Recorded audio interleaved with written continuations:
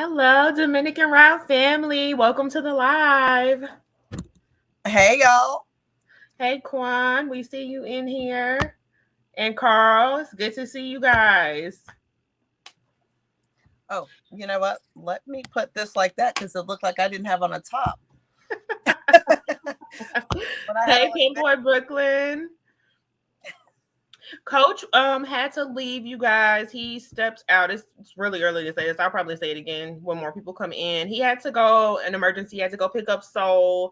So hopefully he'll make it in before the live is over. But if not, he'll be here tomorrow, and he apologizes to everybody that he missed y'all. And Rico's supposed to be coming up pretty soon, also. But we know Rico always on CP time, so. And it's funny because Rico said, "Yeah, I'll be on there in 8 minutes," and that was 15 minutes ago. Mm-hmm. So it's a CP 8 minutes, which is really like a 20. Right.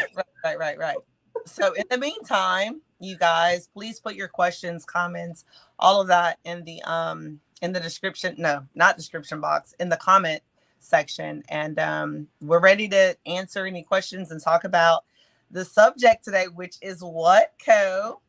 The subject today is the comparing the good and the bad in the Dominican Republic and the United States. I don't know if you guys have seen everything that's going on out there. There's a lot of flooding. There's a lot of bad weather, which is part of the reason why John had to go and get Soul to make sure that she's safe. There's been a lot of people who've lost their lives recently. Unfortunately, I think John said around 100 people, but Rico should be able to confirm that. It's been really hectic out there. So I'm definitely praying for everybody in the Dominican Republic, everybody dealing with all the outages and the flooding. Those things are very devastating to lose, lose your things, let alone lose the people, that may be. So, Right, losing um, access, and also obviously more importantly losing lives of anybody.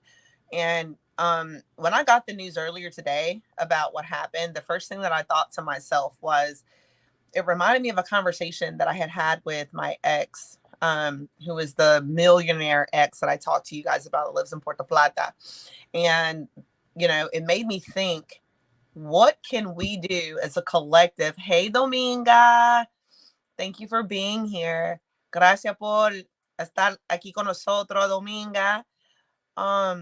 But it made me think about we who love being in Dominican Republic, who love the country, like, what can we do to be helpful as a collective? Because I feel like if they had more things in place, just like we had the conversation with Brother Rico, right? We talked about the dangers and the what was it?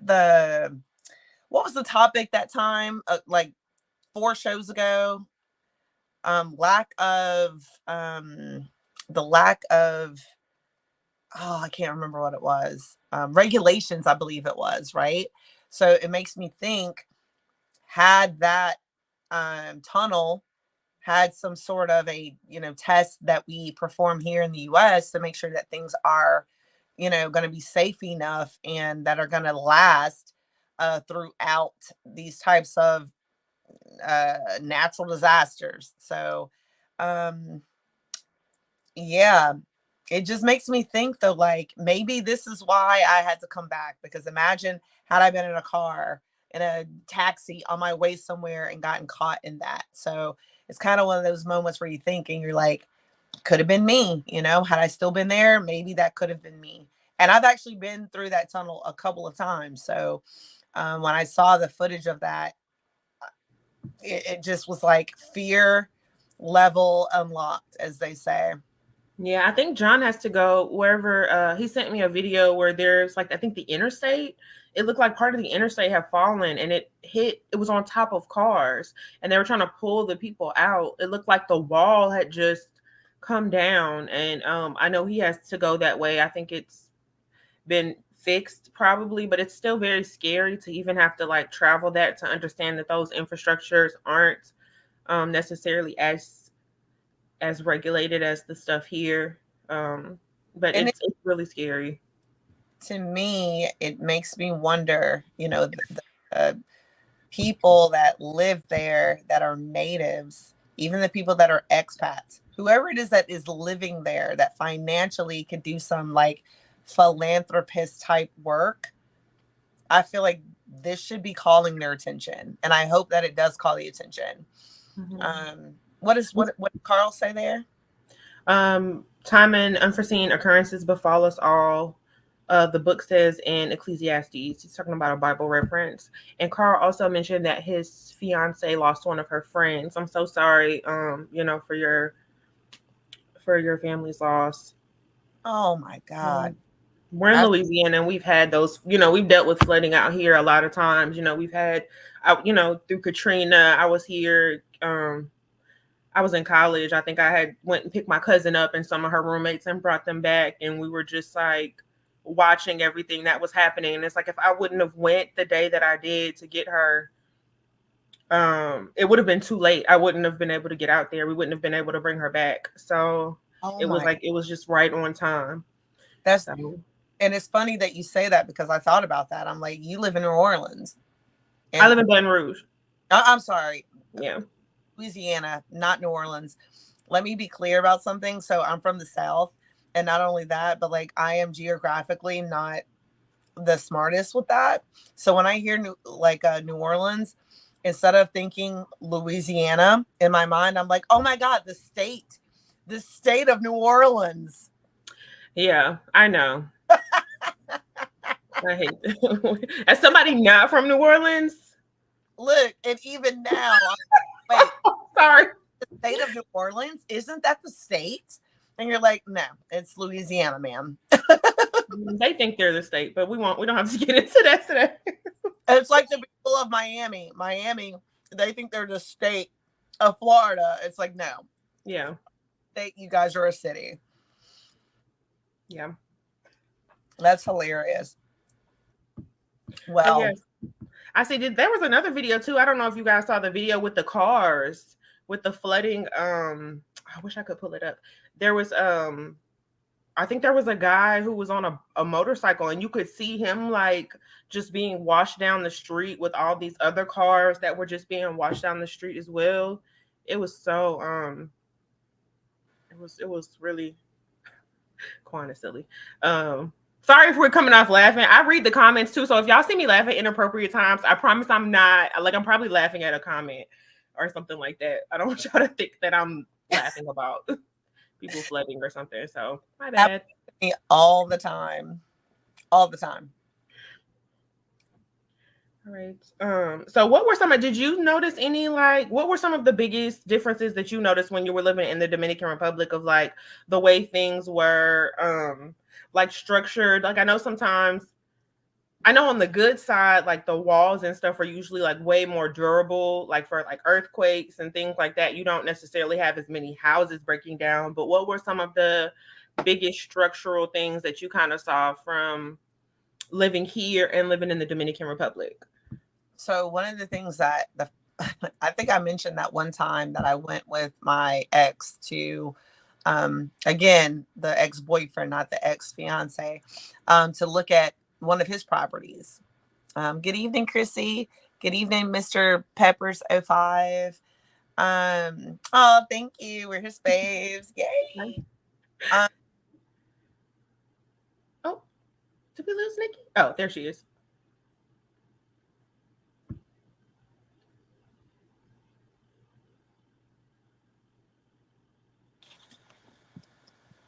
I'm not learning Spanish, but I think that means hola, buenas noches. It's like good evening.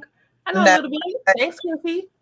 Oh, I spoke Spanish right now. I don't even notice when I do it, but sorry, there was an Amber Alert and I'm on my phone, so it just like wiped me out for a second.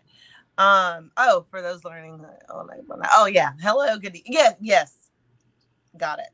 I didn't see that because the Amber Alert took over my whole screen. But back to the question. So when I was with him, he was like, come over here. Yeah, exactly. No source. He's actually absolutely right there. We'll get to that. But let me just say this. So it's like, come look at my property that I just purchased. And I was like, oh, cool. We pull up and they're literally still building the building. and there's guys like up high doing stuff, and I'm like, excuse me, we are not in the United States, so if something falls down and hits me on the head, I won't get any money. So you, sir, you go head up to your $130,000 property. I'll be right here by your SUV waiting for you on the phone with my mama, talking to her about, girl, can you believe he asked me to go up there without a hard hat? Is he crazy? That's how that conversation went. Like, boy, I wish I would. Like, I know what it's supposed to look like. I saw the brochure. It looks great. All right. Don't need to go walk around under any loose beams or stuff that while people are trying to put things together. Correct. And I mean, and the way that they build them, it's like wooden poles and stuff. It's not like how it is in the US. Like most things are like steel or metal, and they're like being, put up, and they're being, fixed in a way that is a lot more secure. And people die all the time doing construction in DR because they don't have to wear harness. It's not a law. It's not, again, it takes it back to the regulations. So, Yeah, just get it however you can. If you can get it up there, then it is what it is for the most part, I guess. exactly. The sewer thing are crazy, especially with all the flooding that's currently happening. I'm sure that's like a major part of the issue. I know that's since we were speaking about New Orleans, I know that's a part of their issue is that a lot of the city there is built like a bowl. So when it floods, the homes and stuff are on the lower end and it just like rises up. So not And having sewers is crazy. right. And here's the thing. So when I was there, you remember this? This was when the hurricane had happened, and it was right around the time that there were, hey, Hi. we got it right. Well, I always get it right, Shania. Please give props, Shania, because I always think about Shania Twain. I never forgot what you said. Hey, Shania. All right. So, when I was there, the thing in San Cristobal happened with the explosion, and then there was the hurricane as well. So literally, like everything that was happening was a reflection of my relationship. Okay.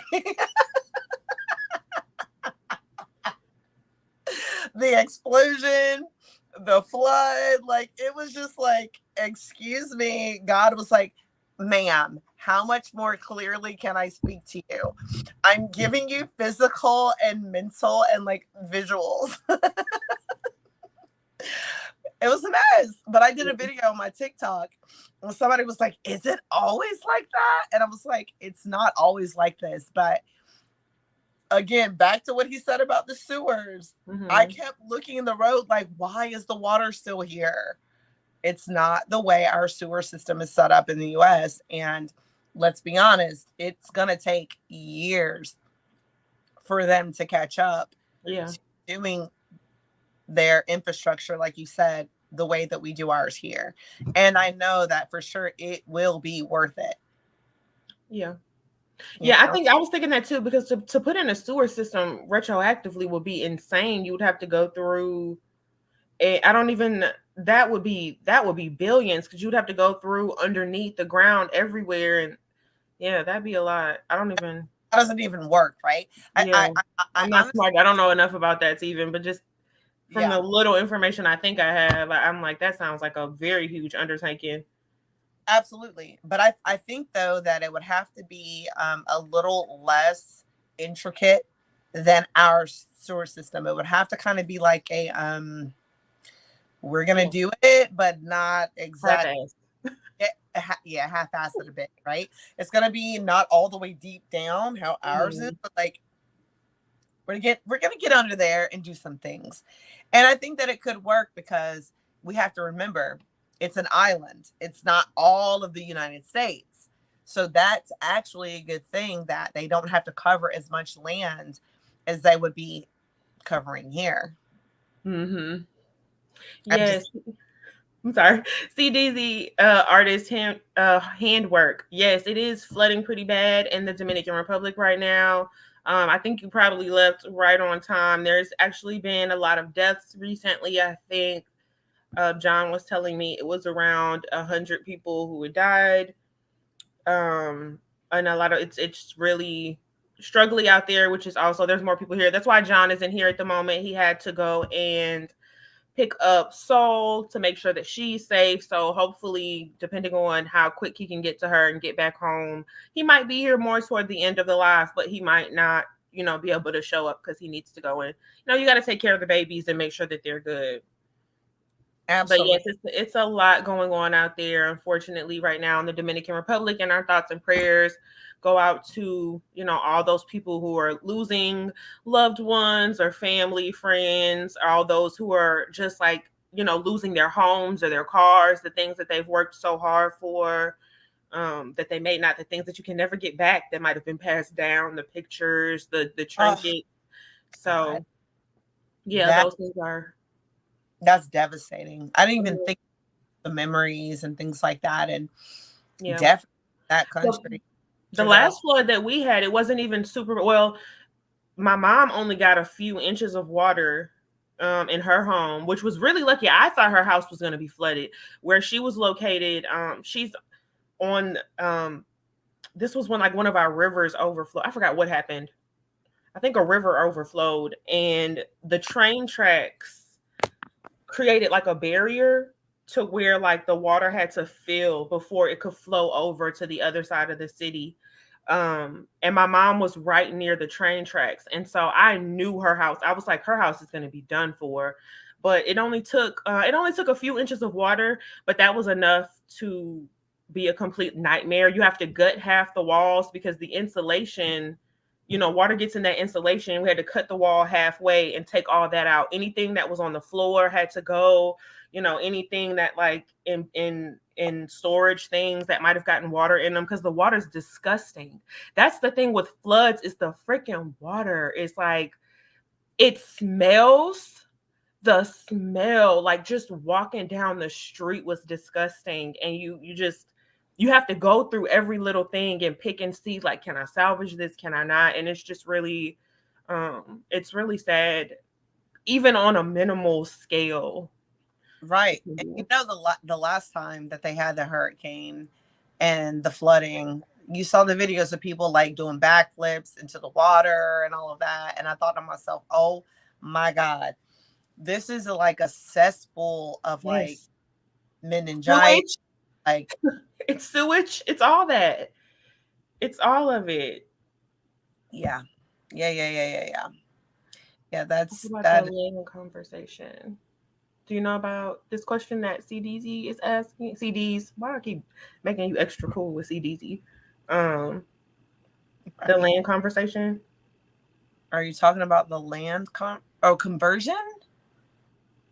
What wait, what is it like I think it's probably an autocorrect. It might be conservation or I was like something like that. on my phone, so like the letters are smaller. So hold on, let me make it a little bit bigger so I can see the Mm-hmm. messages too. Fill with Okay. bacteria. Yes. Oh my Yes. gosh. Right. Sewer and garbage water. Oh my God. Mm-hmm. Correct. Yes. And there's a smell. There is a smell that happens in DR that is like, it reminds me of like spoiled chicken or something. Like, and there's certain places that you'll go and you'll walk and you smell it. It's just like, makes you want to throw up. I smelled that today when I was at the flea market and it reminded me of being in DR. And I was like, oh, I miss DR. So it was like bittersweet. Leave it up to me to say something crazy. That's me. You're welcome. Oh my gosh. But yeah, I honestly do think though, we're in 2023. I think that in these next 5 years, people are going to continue to invest in DR as a country that we all love, and that they will do better. I think that it will happen. I hope so, especially with the influx of people who are wanting to go to like out of the country, all the people who are getting their passports and deciding that they want to travel. I hope that while people are out there visiting and getting their stamps, that they do understand that they should contribute to the society of the places that they want to be. Don't just be there being like a big baller, like a big, like, oh, okay, I can dip in and out. This doesn't affect me. Like, I hope, the people that go there learn to sincerely love those places and invest. You have to invest in it to get the best for the everybody there as a whole. Absolutely. Now, listen, while we're here, quick question. Side note, do you want people to follow you on your TikTok? Not right now. I'll put it out later. Next live, I'll put my TikTok out. I'm only saying that because, guys, I went to Ko's TikTok today and was blown away and was like, wait, how am I just now finding her TikTok? That's weird because we've been friends for, I'm secretive about it. I'm secretive about it. But I'm working on that. I'm working on being more present here, and online stuff too. So next Sunday I'll have my stuff ready and I'll give my TikTok information. This is just me giving you your flowers. I want you to know that I was very much impressed with what the conversations that you're having on there. And while we're waiting to bring salty, crusty ass, big head, asshole ass Rico, no, I'm kidding. Brother Rico on. While we're waiting to bring him on, I just did want to give you your flowers and say that I was impressed with your channel and you're talking about things that need to be talked about. And the way that you're speaking about things, you're doing it in a dope ass way, man. Dope ass way. And like I said, the imbeciles, those who like say whatever, it's like, how are you confused? We'll talk. Okay, we got it. Okay, let's see. CD said he just told his girl she lives in Santo Domingo. I told her y'all need to make a deeper ditch, manhole in a section where the water can flow. That's a great idea. I wonder what stuff would take to do stuff like that out there. Absolutely. Hey, easy. What up, no? Hey, easy. So here's the, here in the US, we've had wells, right? In the very beginning, we had wells. And I think that could be a slow, small start. Any of you guys that do construction, anything about infrastructure, please tap in and let us know what you think about me saying that, because I don't know exactly what that entails. But on a smaller scale, I feel like we can start somewhere. And this is a conversation that I definitely should be having with my friend Sarah. Sarah has lived in DR for a couple of years. She's a white girl who is my life coach's daughter, and also a very close friend of mine. She's been there in DR, living in Las Serenas, and she's been doing the real work, helping the beach push where it needs to be, and like keeping that. Listen, I don't do the work about that. Finally, you see this beautiful melanated skin? So I'm on melanated skin time. That's exactly what I said. I gave it, and I was close. I said when you said 15 minutes, I told her that was really like 20. We're at 24. So I was like, 1,000 apologies, ladies. 1,000. I'd rather, if there's anywhere in the world I'd rather be here with you two beautiful sisters. So forgive me for my lateness. No problem at all. It's to be expected. We love you and we're happy to see you. Good. Really quick before we get back to the main topic, Aliyah, I'm sorry, Aliyah, I think that's how you say it. She wants to know, since Nikki's from North Carolina, do you have family that lives in Charlotte? Oh my goodness, yes, I actually do. And as a matter of fact, I lived in Charlotte. I had to come back here to Greensboro reluctantly for my relationship. And I'll be back in Charlotte in the next couple of months. Or in Florida, we'll get to that. But yes, I have like 10 cousins, literally 10 cousins that live in Charlotte, and I love Charlotte. Okay, cool. All right. And also Favor is trying to figure out how she can contact you, Nikki. Oh, good question. Hey, Favor. Hey, girl. I apologize that I don't have my contact information there. I had there in the chat. Oh, Wait, I'm using my cell phone. Oh, okay. So, it's difficult. Let me see. Let me see if I can put it. Or just put it on the comments at the end of the video. When Yeah. the video's over, you can comment, and then anybody want to reach you, they can reach out to you that way. Mm-hmm. So where are you at right now, Nikki? I'm in Greensboro, North Carolina. Okay. Boring as little. I won't take. I've only been. I had a son that was in the Air Force for a while, and I got a friend that lives in a place. I'm trying to. Edenton, North Carolina, and Goldsboro. Yep. Seymour Johnson Air Force Base.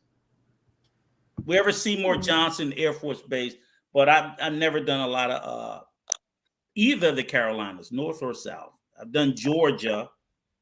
That's pretty much the only southern state that I really spent a lot of time in. Rico, I forgot. Where do you live again? I live in Maryland, outside of DC. Got it. Yeah. That makes sense. That's why you're so ratchet. Okay. That's good. We just a touch of it. You're from the same place where like Krishan and the Braxtons are from. I get it. Well, actually, they're from where the Braxtons, yes, them BMO gals. And they right up the street. And Krishan, I thought I don't know where she's from. I Baltimore. Baltimore too? Oh shit, okay, that explains everything then. Baltimore. Her accent tells it all the time.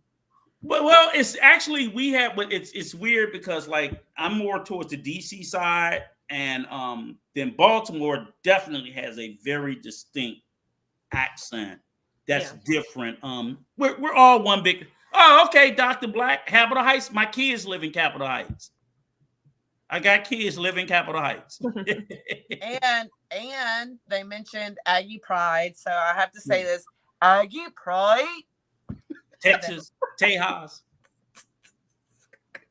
So let me ask you this: have you guys, in my lateness, have you guys talked about obviously the devastation and the sad news in the DR that's currently going on?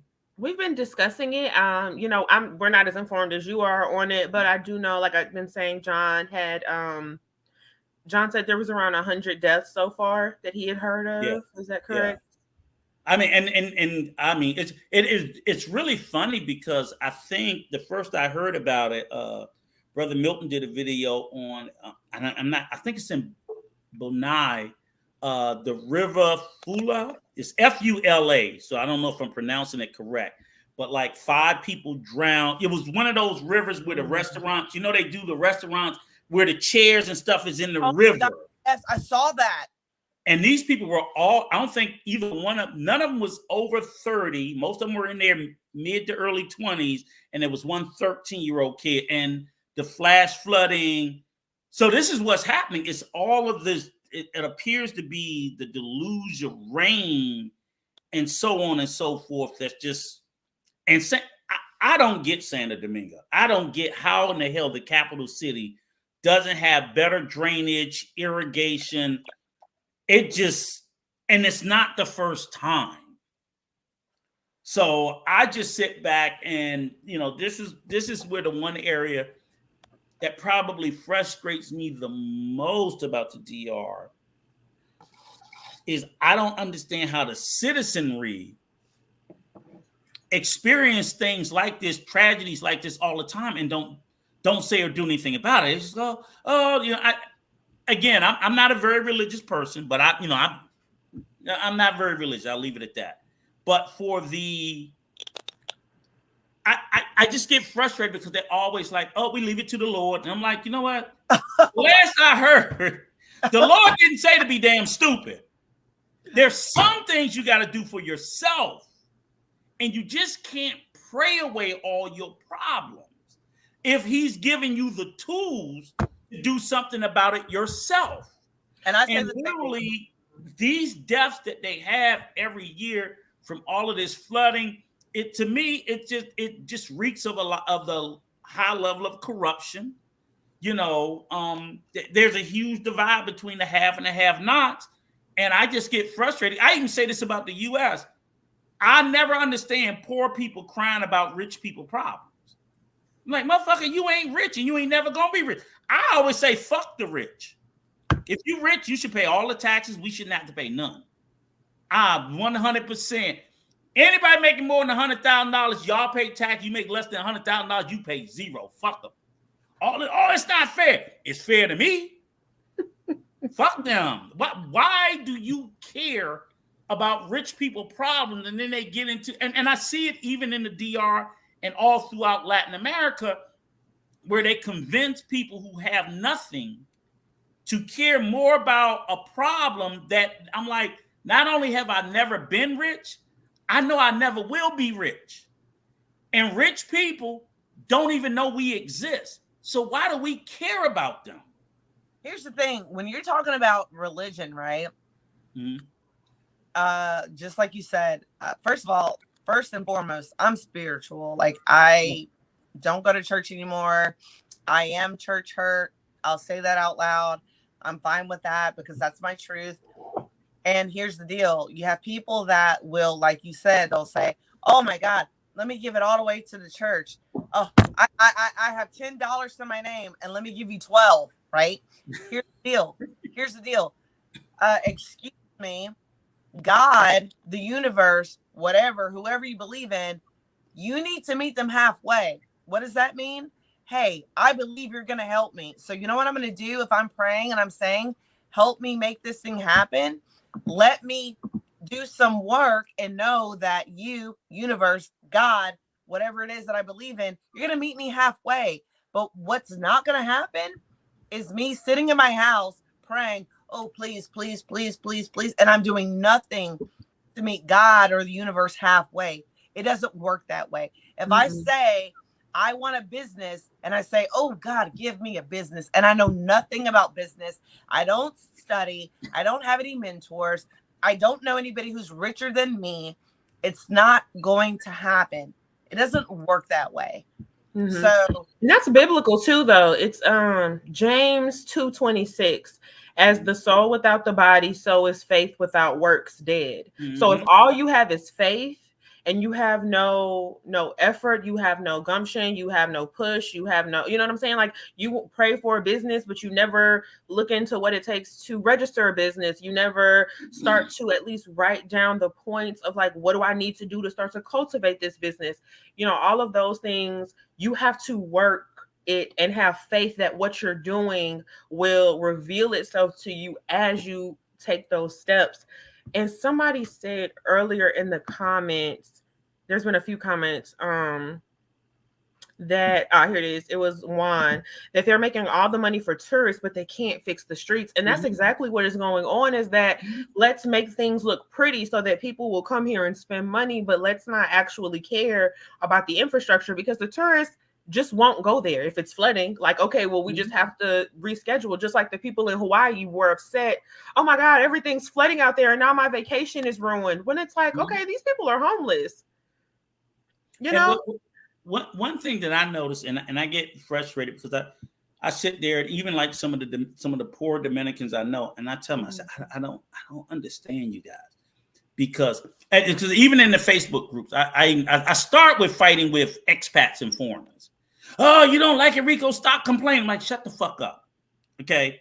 Because I'm more invested in this country with my hundreds of thousands of dollars I spent here. Okay? And even the second part of the fact that I'm invested because I'm complaining, because I know change only. Hello. Right. But here's the thing. What I know through history is change comes through rebellion and revolution alone. Yep. Change never comes from you just laying down and accepting it. Only through, and not just it happened that way in America. In all countries where you have successful change, it comes through rebellion, through the people and the voices speaking out. The squeaky wheel gets the oil. Don't say shit, they won't do shit. But through changing and complaining and marching and protest. So I'm always telling them, I'm like y'all don't have any type of universal health care. Y'all all should be up in arms about it. I get so frustrated. I'm like, just basic shit y'all cry about getting done that y'all have to pay out of pocket.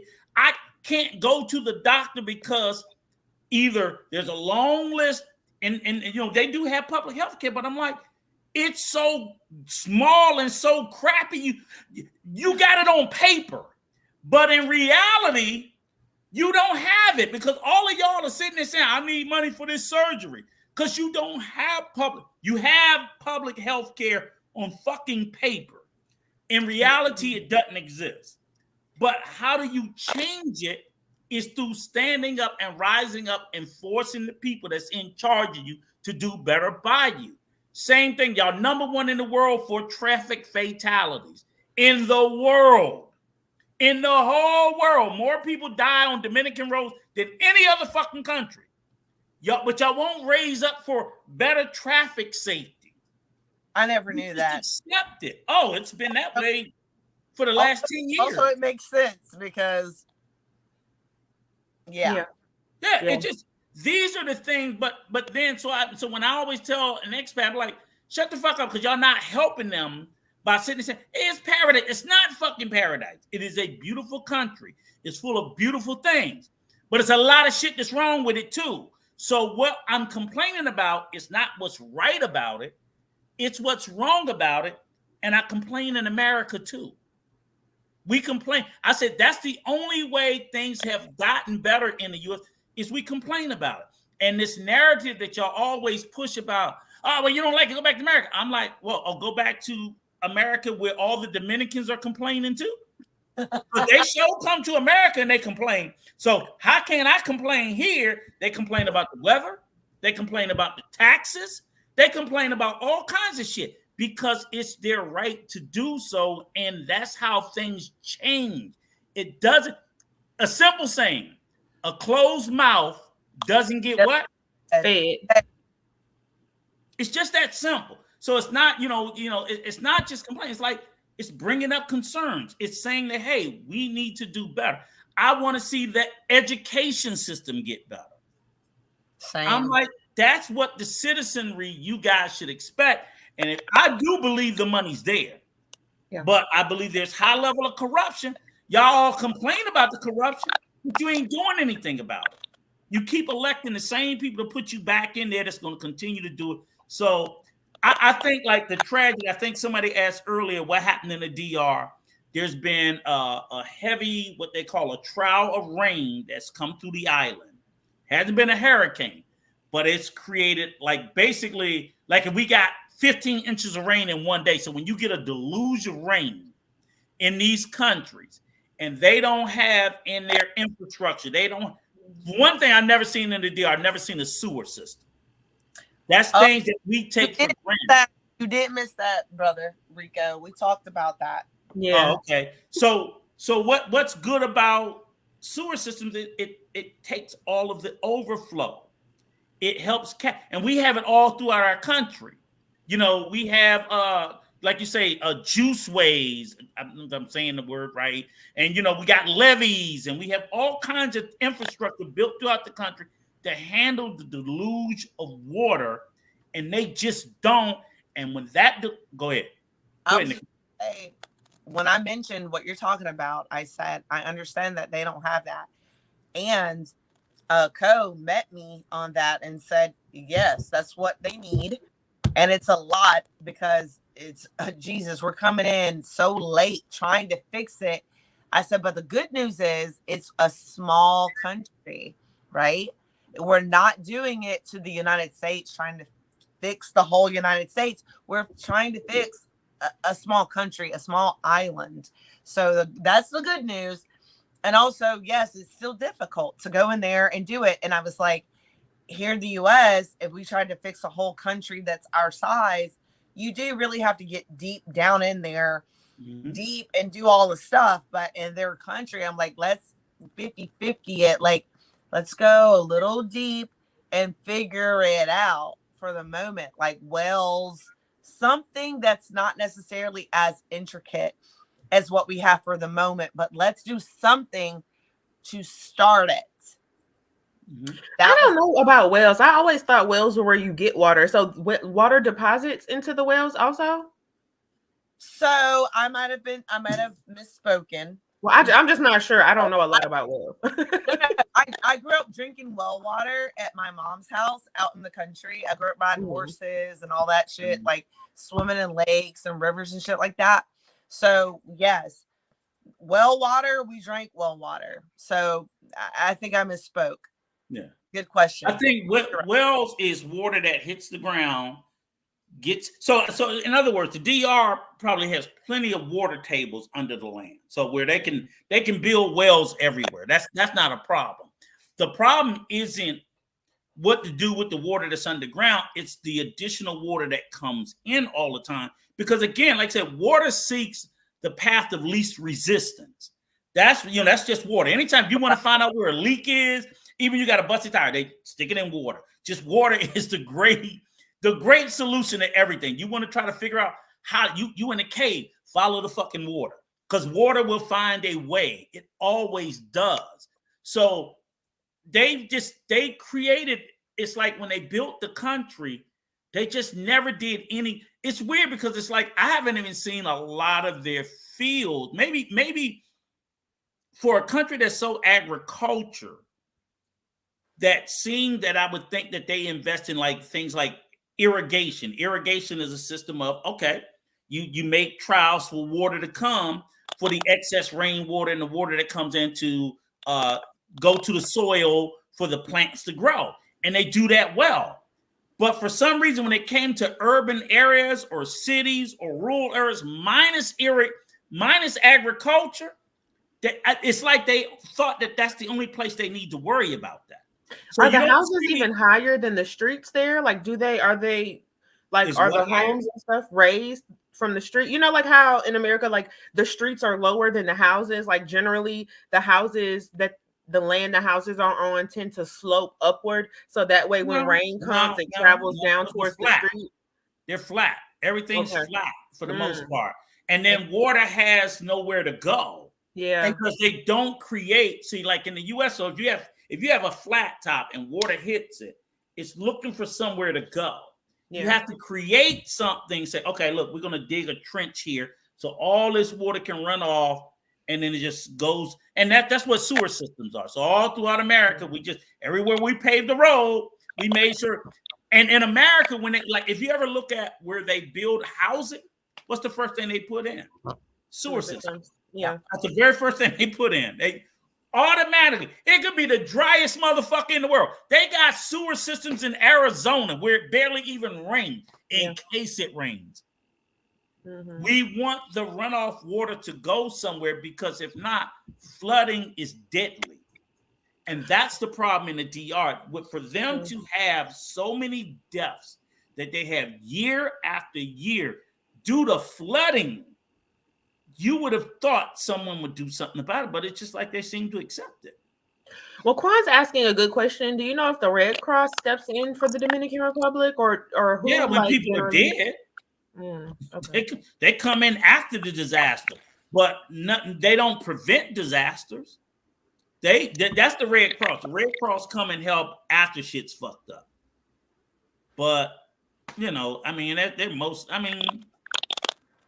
it's mostly after the damage is done. So when I don't know if you guys saw the pictures that John sent. Did y'all see the cars and shit washing down the street? That's what I was talking about earlier. I was like, what was up with that guy? I saw that guy on the motorcycle, and I just saw him being washed down the street. And I was like, how is this guy going to survive? Like, he's on a motorcycle and cars are literally like flying in the same direction. I'm like, something's going to pin him. And I think John said that guy did pass away, the guy on the motorcycle. But I was like, there's no way I could have seen him surviving that current and like full blown cars. Mm-hmm. I don't know. This is like, and what astounds me is I'm like, damn, this is not some little town in the DR. This is the fucking capital. Yes.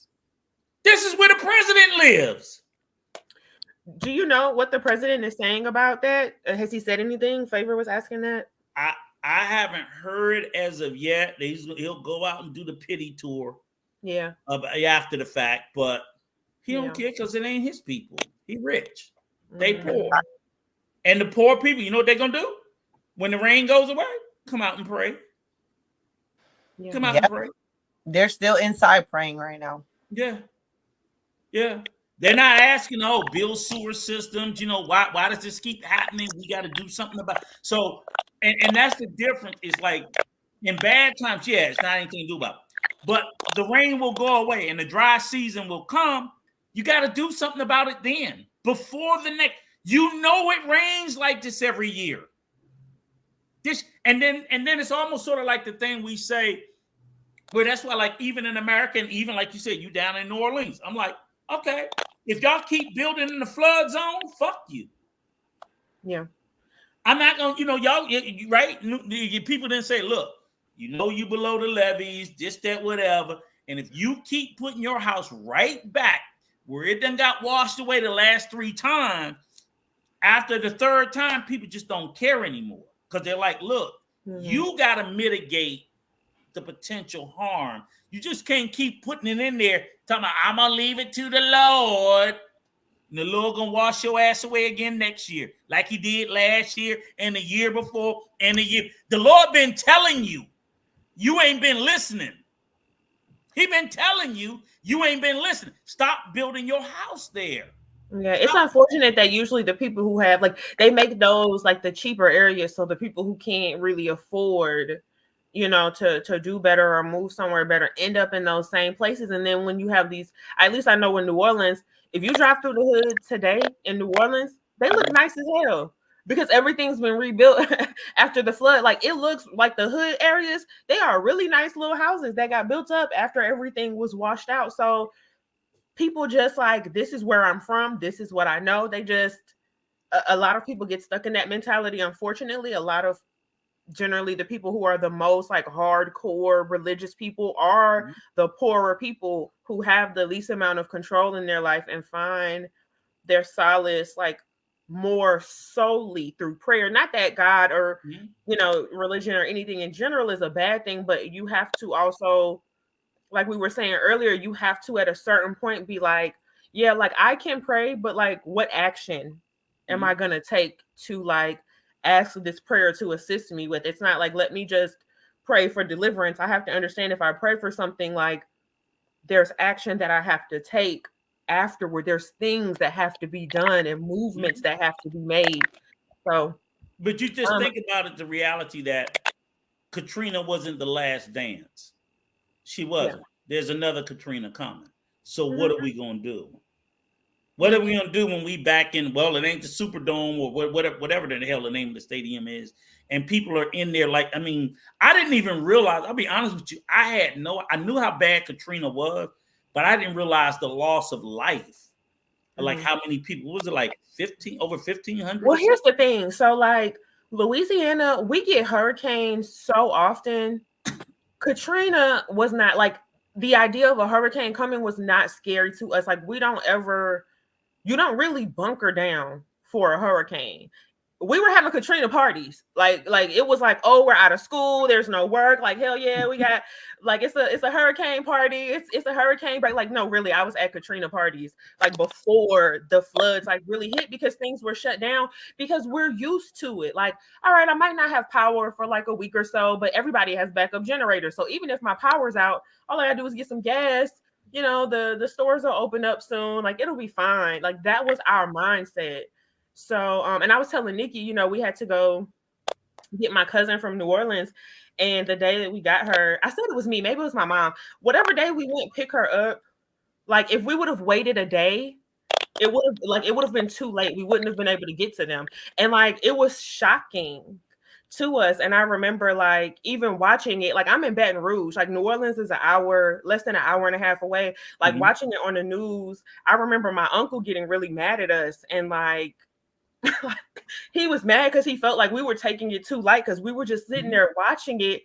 And I think it was more so we were exhausted of from seeing everything, and so we were just having like a light moment, and my uncle was having none of it, and he was like, she could have died, they would have died. And he went into us until we like were in tears. He was. Let me ask you a question. How long was it a month, 2 months? Everything was shut down? I can't remember. Well, everything changed after Katrina. Like everything changed completely. So of course, I'm the first saying thing like that where opens everything was up. wiped out, waiting on the National Guard and all that. I know Well, they were yeah, talking I about mean, the like police we had shooting, the only looting. thing that was really open. We had things open, but mostly grocery stores and like in restaurants. But pretty much everything else was shut down, and nothing has ever been 24 hours. Like everything 24 hours was immediately stopped. Like Well, Walmart how stopped being long? 24 hours. Today till today, they're Oh, still not like 24-hour Walmart.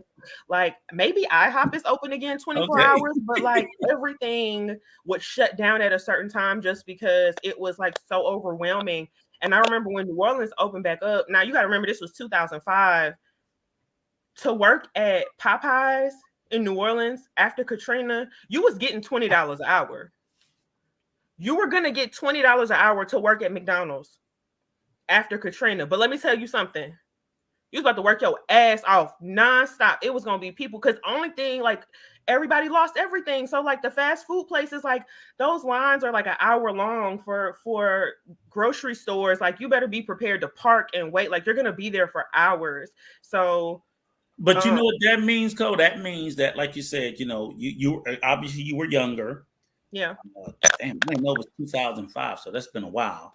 yeah, But then that means you have, because you lived through Katrina, you have an obligation to make sure you have to be your uncle. You have to have the mindset like your uncle to say, you motherfuckers don't know what it can be like, and to convey the seriousness when the next generation coming who don't know nothing about Katrina, yeah, gonna poo-poo it. Auntie Kaushi being extra, like I mean, because the next Katrina is gonna be twice as bad as the last Katrina.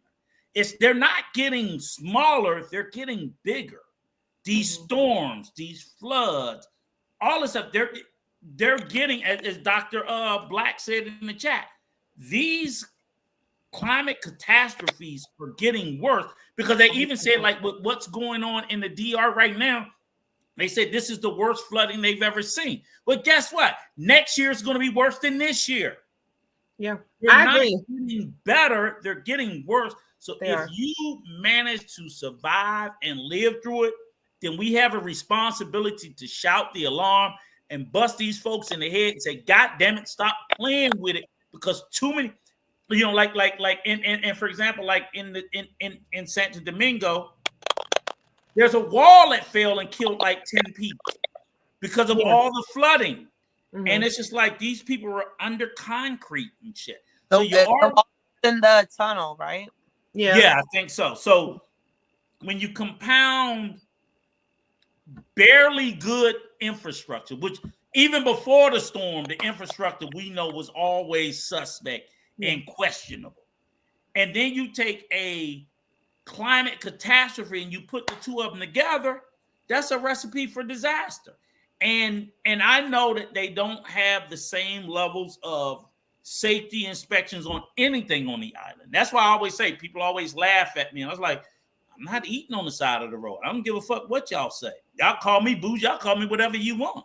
I'm not eating chincharon on the side of the road, some shit, because I know they don't have the same levels. While it may look good, it may taste good, whatever. I'm not getting food poisoning. I'm not doing it if I can help it, because I'm smart enough to know that while I love these people and I can appreciate what they're trying to do, I know I can't have the same level of sense of security that I do if I go to a food truck in the U.S. I'm just laughing. I want you to know I'm laughing so hard because you're reminding me of the first time that my ex-fiance had brought me a bag of chicken and it was all bloody. And I was like, what parts are these of the chicken? Like, what is this? I could not believe it. I didn't know what to do with any of it. I was like, is this the leg, the thigh, the breast? Like, what is this? Again, it's a different standard. So after that, I said no. We'll go together. I mean, and again, I'm not trying to stand anybody's way, but it's just the fact, like, I'm not doing it to me and my wife. I don't give a damn what y'all do. I'll be like, hey, I see you at the hospital, come to your funeral. I don't care. I'm just trying to do everything I can to the best of my ability to mitigate you know, me. And there's no reason. I'm not trying to save a buck and, you know, get like, come on, to me, that's just silly. Because in the long run, I'm like, okay, if I eat this shit, it was only $2, but I'm in the hospital for a fucking week, throwing up and shitting myself. Right. What did I save? What did I save? I didn't save anything. You know, getting IVs, being rehydrated because, and even sanitary Dominican food, it takes a while. Anytime you go to a new country, it takes a while for your gastrointestinal to get adjusted to the types of food there. Even if it's healthy, if it's good for you, it's like, hey, look, because I know in America, we do a lot of things that are pasteurized, a lot of things that are, you know, we put a lot of chemicals in our shit. So our system is acclimated to a lot of those chemical treated fruits, vegetables, meats. Now we go somewhere where they're not. Like I said, it threw me away. It's like, damn, they don't put their eggs in the refrigerator? No. You know, even milk is on the shelf.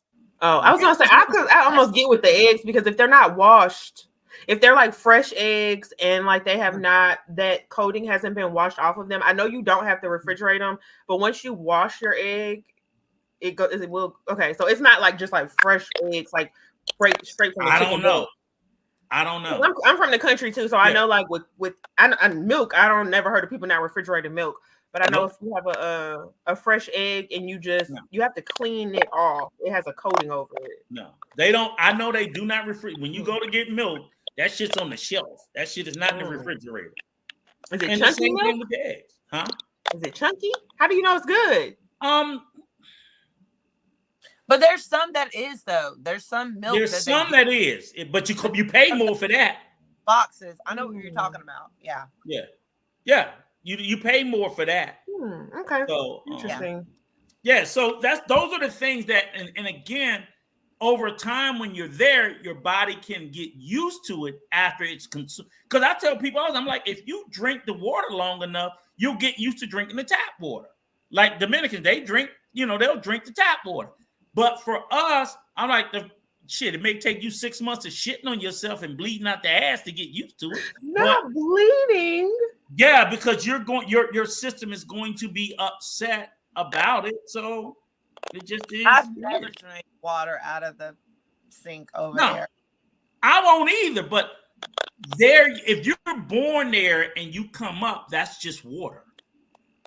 That's a difference. So your body has all those bacteria. But then again, they were talking about. I sent a message to some city. I sent to John earlier, where people are shitting themselves to death. Oh like my 10 God. people. I saw that. It. I've seen like where there was like 6 people that were just in a died from diarrhea. From like dehydration, like they were just so dehydrated. It said diarrhea, shitting themselves to death. So I was like, "Oh wow, that's not funny, y'all. I'm sorry." Yeah, I mean, hold on. Is that the video where like there was a guy and there was video footage? He went to go pay for something and just died right there. Is that what you're talking about? No. I'm talking about. I sent the link from a newspaper article. Okay. Dominican Today. I didn't get it. Okay, I think I might have just sent it to Coach. I'm gonna look. Let me look right now, and specifically, and I was like, "Damn, they over there shitting themselves to death."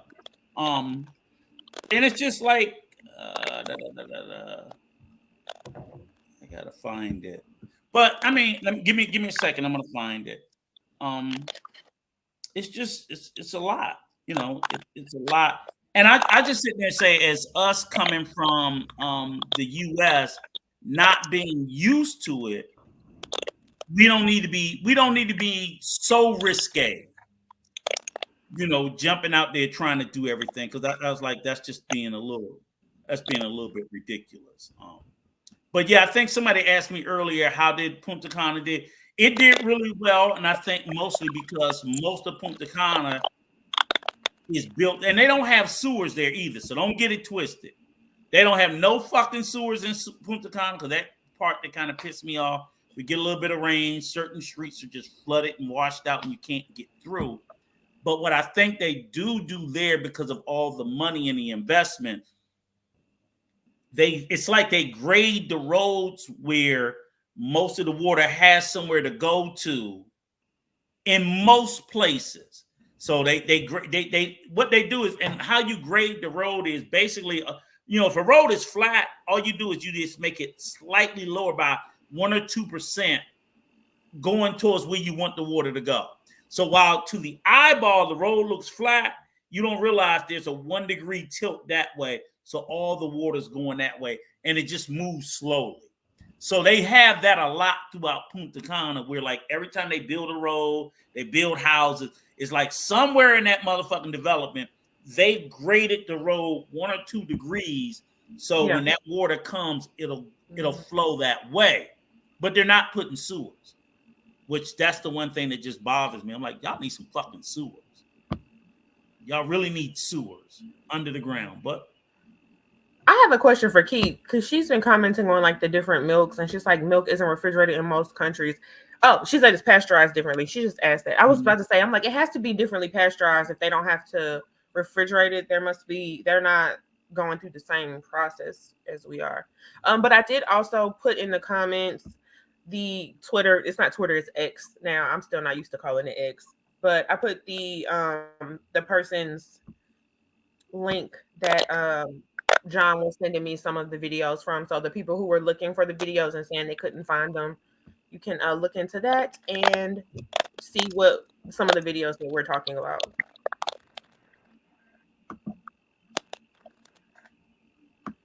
Hang on. I just found it.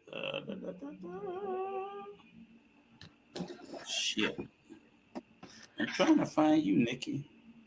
Oh. on your what's it called? On the WhatsApp? Yeah, I know. It's just like about 15 of these goddamn groups I got. Hang on 1 second. Because I found the article. I got you. Okay. And I just sent the article, so you should see it there, right? Oh, yep. That's the article about the diarrhea. And I was like, oh, wow. And I think it was like up to 10 people.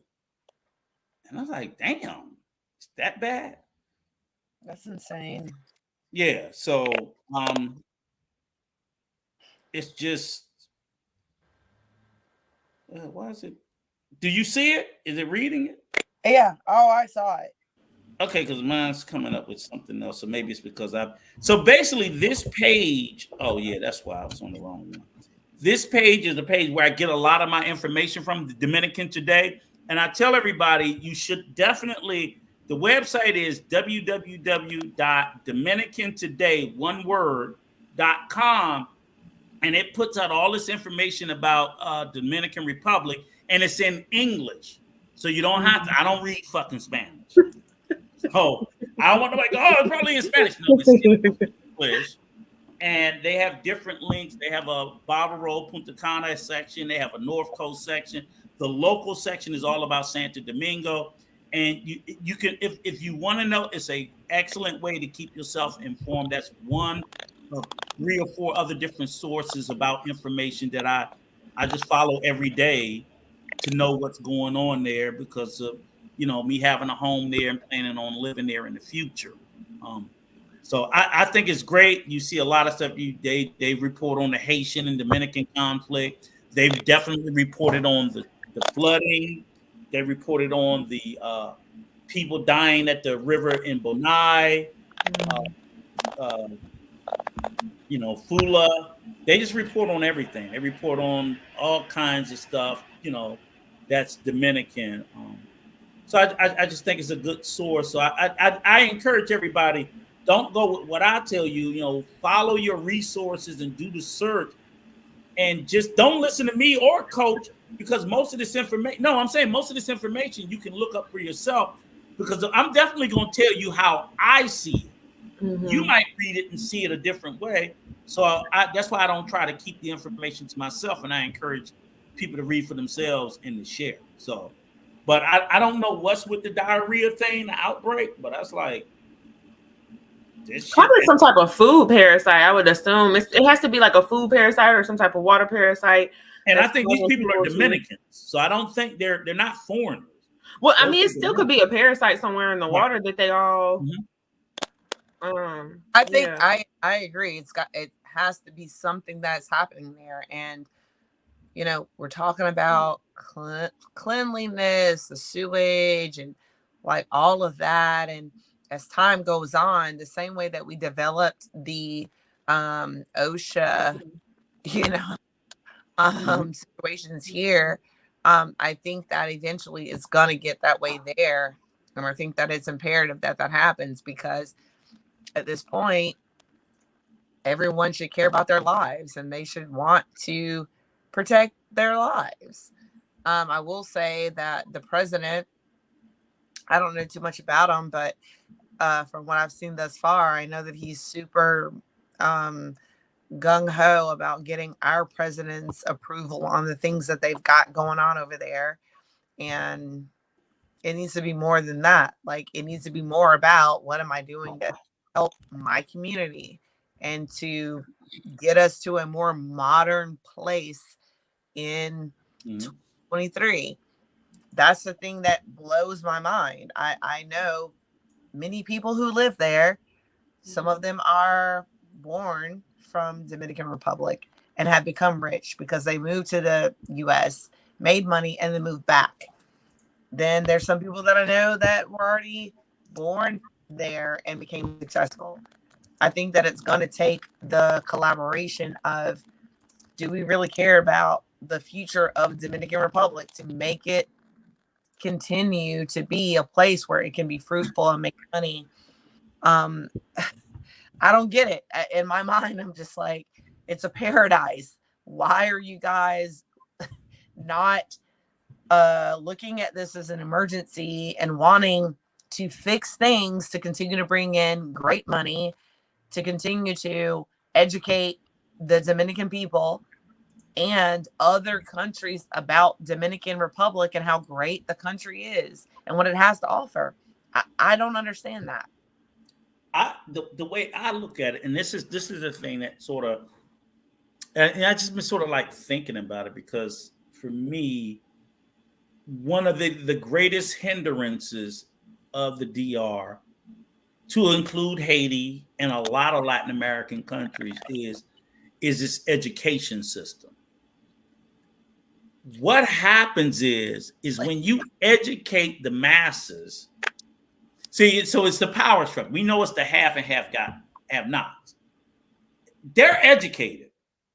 They're educated. That top 10%, they smart as a motherfucker. They got college through everything. It's that bottom 90% that's ignorant and dumb as hell. And they like it that way. Because if we educate that 90%, then they start to ask for shit. They start to want shit.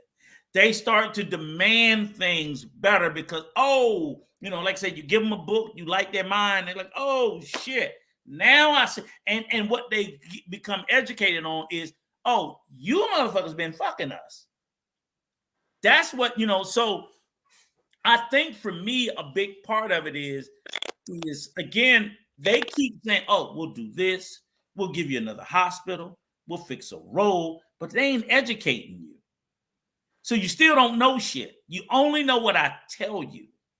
And that's just sort of, and that's just my thought, no conspiracy thing, but I just think that they, to a certain extent, enjoy the masses just not knowing any better. Because to be honest with you, for a place that is, it is absolutely beautiful and wonderful on the DR in certain places, but it is nowhere near its potential.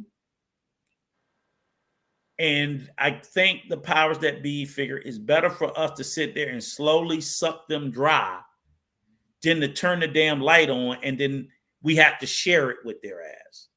And they just don't want to do that. You on mute, Cole. Sorry.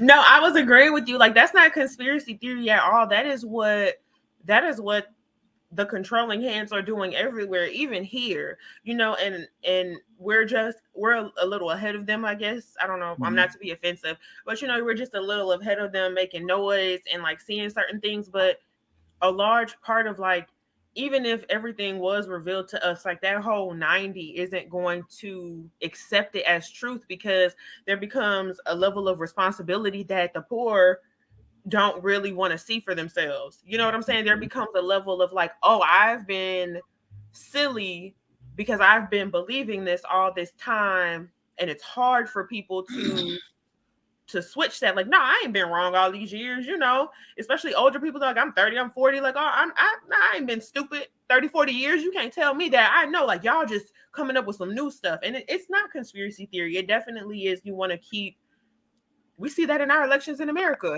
where the poorest are fighting for people who have corporations. You know, people like Donald Trump was self-made. Like, when he was given millions by his father, like, you'll never have millions from your father. Like, you know what I'm saying? My daddy ain't giving me millions. He helped me out a lot. But if I would have had that type of start to life, like, there's a difference. There's a whole different level playing field that he's born into that most of us will never even get close to. Nope. But that's how it's supposed to be. And it's why a lot of people who are the poorest do kind of feed into like the conglomerate worldview, because that's what they think is real. They don't want to know anymore. They're too ignorant to know more. People don't want to read a book. You know, like, they don't want to be more informed. The same way people don't want therapy to get better. You know, they just want to be like, I'm good. You know, and it's just like a willful ignorance that a large portion of people in every country kind of play into a situation. And you normalize stuff, and it's like, even when you look at Black people, like in America, you know, like the civil rights movement, like, how many of those people who fought, like, how many of their parents were telling them to shut up and sit down? You know, don't make waves, like, don't go out there and get yourself hurt, like, don't be doing that, like, you're gonna cause trouble. But you know, it's just a part of the game, unfortunately. Well, you know what's kind of also funny too is when I think about it is, and it's really weird because when you look at it, and it's weird, and I've heard people say it, and I was like, damn, that is kind of true, and I really don't know why, but like, and it's not just DR. I heard people say they do it in Colombia, they do it in Brazil, and I've never been in those countries, so I'm not sure, but I'm just going on what I heard people say. It's like, oh, they look towards America. So, and I know the Dominicans do. So they look towards, oh, okay, we want to be like America. And I'm like, but then we're sitting there saying it's paradise. But they want to be fucked up like us. It's really weird.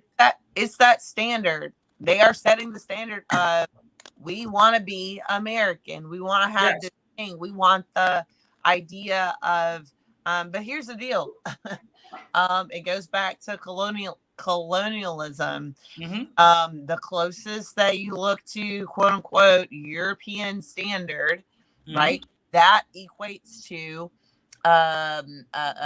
rich, being rich, right? And now, of course, we all know that has nothing to do with anything. If your skin is white, or if your skin is brown, or your skin's in the middle, that is not the equivalent. However, that ideal is still there.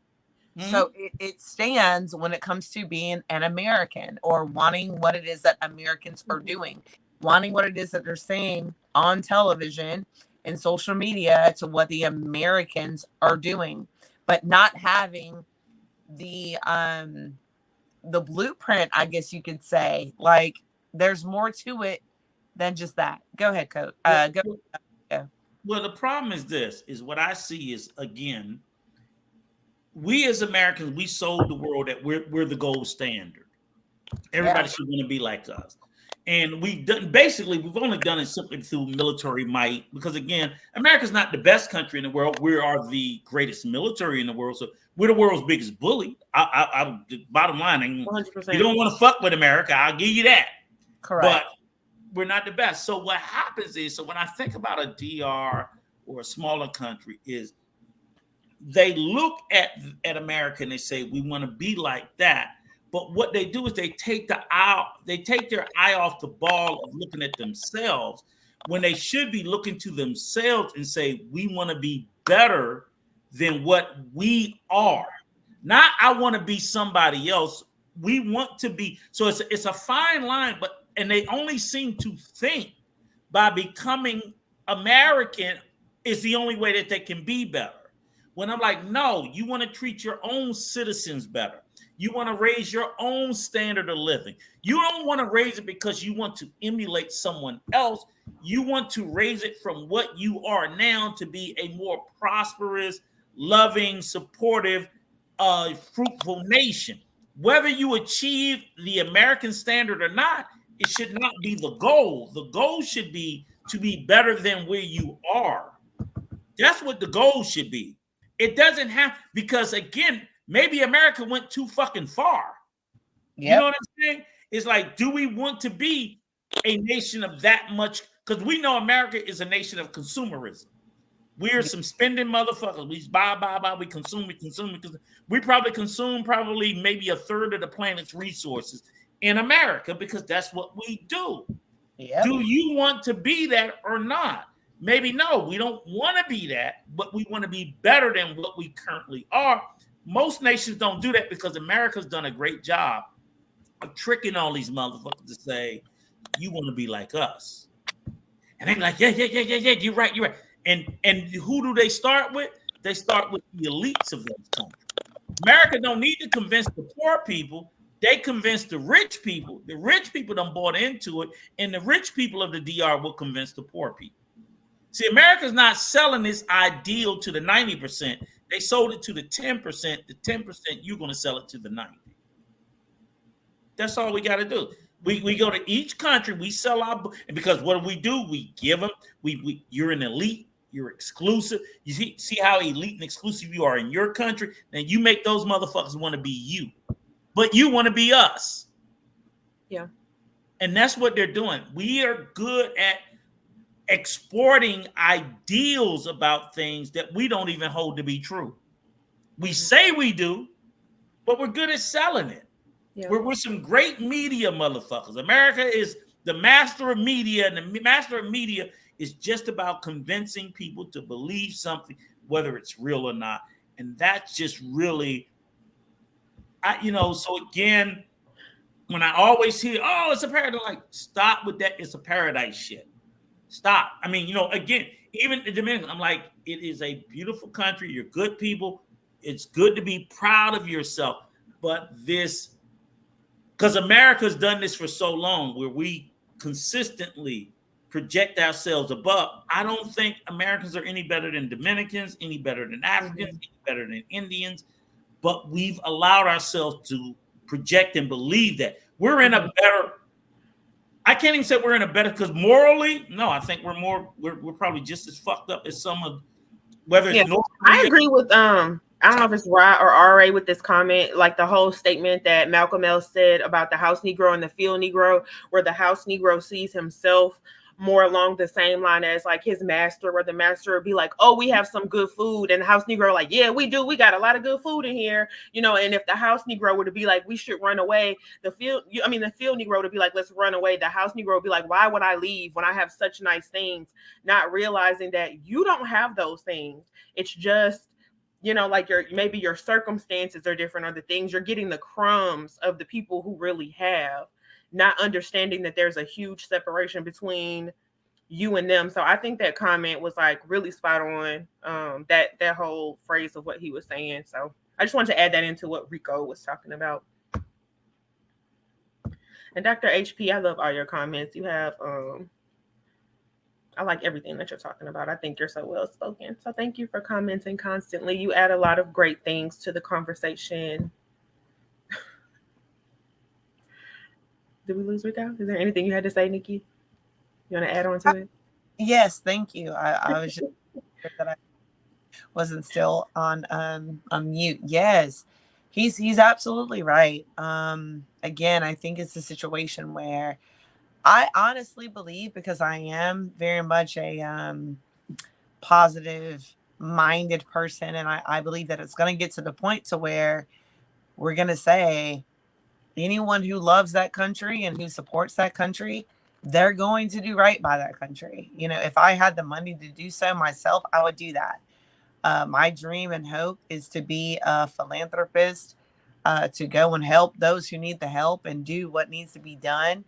I know that Coach has already been doing so much great work in the at the orphanage and things like that. And I love that, because here's the thing: if you love a thing, support the thing that you love. We love that country, and we should be supporting that country.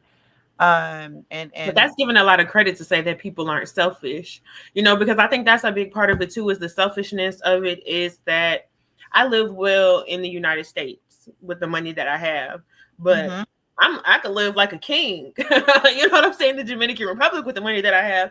And I think a lot of people do just go there to be something that they can't be here. It's that fantasy, like Rico was saying, like a lot of people will never get to that level of wealth.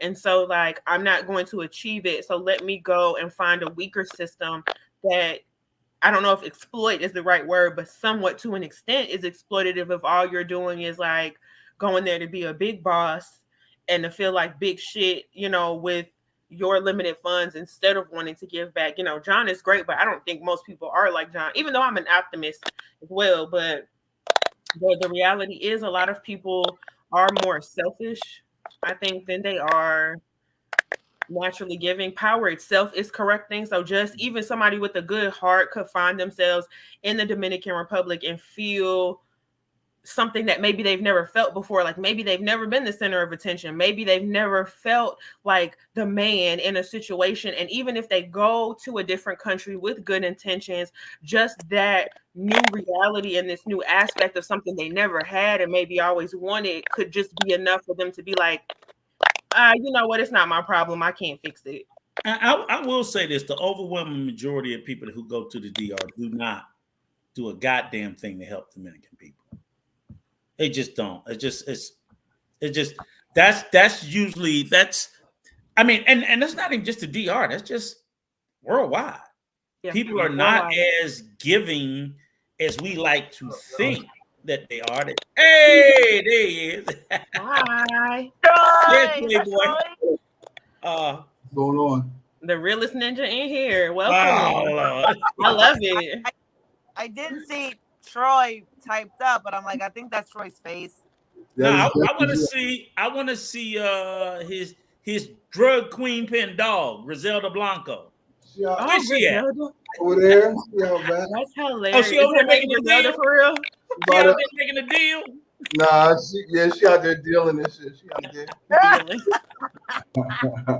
there. What's up, brother? How you feeling? What's up, man? Chilling. I saw y'all were talking about Oh, there she is. There she go.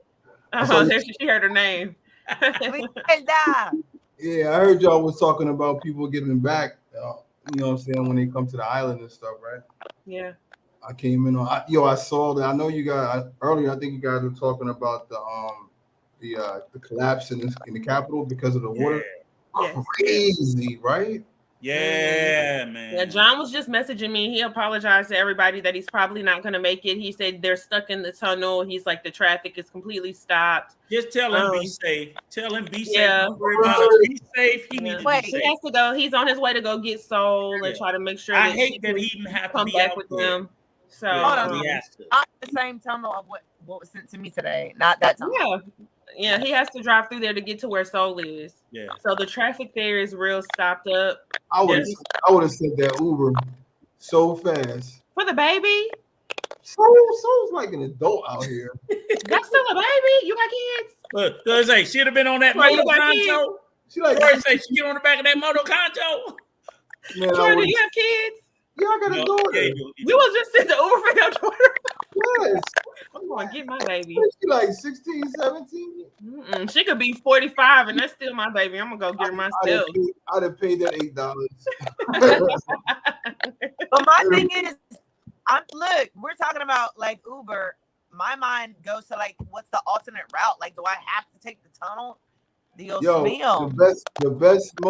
best thing they could have did was have. I know it's gonna sound harsh, but the motor would have zipped right through all that shit. She'd have been home like 30 minutes. But here's the thing, though, Troy. The question is, I wonder, like you said, and you're there right now, so that's good. We got somebody there, boots on the ground. Is it still raining a lot there? Nah, it actually in this area, it rained so crazy yesterday, but it was funny though. My pool didn't flood, so it wasn't that bad. But it rained heavy, but it wasn't like that rain with the wind and it's just rain everywhere. It was just like consistent downpour. Because see, that's the problem is the continuous. First of all, like you said, the water has nowhere to go, and if more rain comes, it's like fuck. Yeah, it was just consistent. It just kept coming and coming and coming. And then today it was it's like a little light drizzle today, nothing crazy. So and that's in this area. So I don't know about Santo Domingo. But I was watching on the on social media, of course, and man, it was crazy in Santo Domingo. Man, I'm getting videos from all kinds of people, and they were like, "Yo, I'm seeing cars washing down the street." I'm like, "What the hell?" Is it classified as a hurricane or is it still? No, just rain. Rain. It was just rain. I'm in Pina. He had to say the little thing over the end when he said it. I think it's Key. Let me know if I'm wrong, Key. Pina. I think it's like Key, like Key. I'm in Punta Cana. Yeah. So it was, and then the infrastructure here is not. We don't have like overpasses and shit like that. Nah. So. But I do know for a fact that Cordecito flooded the fuck out. I do know that. They have that road down there going to the beach that has like a dip, so it's like a bowl. Yeah. So they flood every time. It can be light rain and it'll flood there. So I can stay the hell away from there. Yeah, my realtor had told me because I wanted to get a spot down there. I'm like, damn, this shit right by the beach. Nah. He was like, nah, I don't. They flood down there like crazy. And then it stinks because it backs up. It stinks down there. It stinks. Because there's nowhere for the water to go. Exactly. To go. And it stinks. And then so Key, you right down the road from us. Igwe. Yeah. I'm in Igwe. It wasn't bad here either. She's in Igwe. Yeah. But it was I like Igwe. That's nice. So you're out there by the Basilica, Key? I think the big church is they ain't gonna stop for 12 hours. You guys don't think they have SPEM. I think the reason they don't. See, we pay a lot for SPEM. SPEM is crazy, but they do make sure that the electric stays on. Oh, believe me, I know about SPEM. They be kicking my ass. We talk about the sewer infrastructure in Barbaro. What sewer? That's what I said. What sewer? I told them that. They didn't believe me, Troy. So I'm like, okay. There is no sewer system. I live in my neighborhood. I live it's like my street is like a hill, so everything just runs downhill.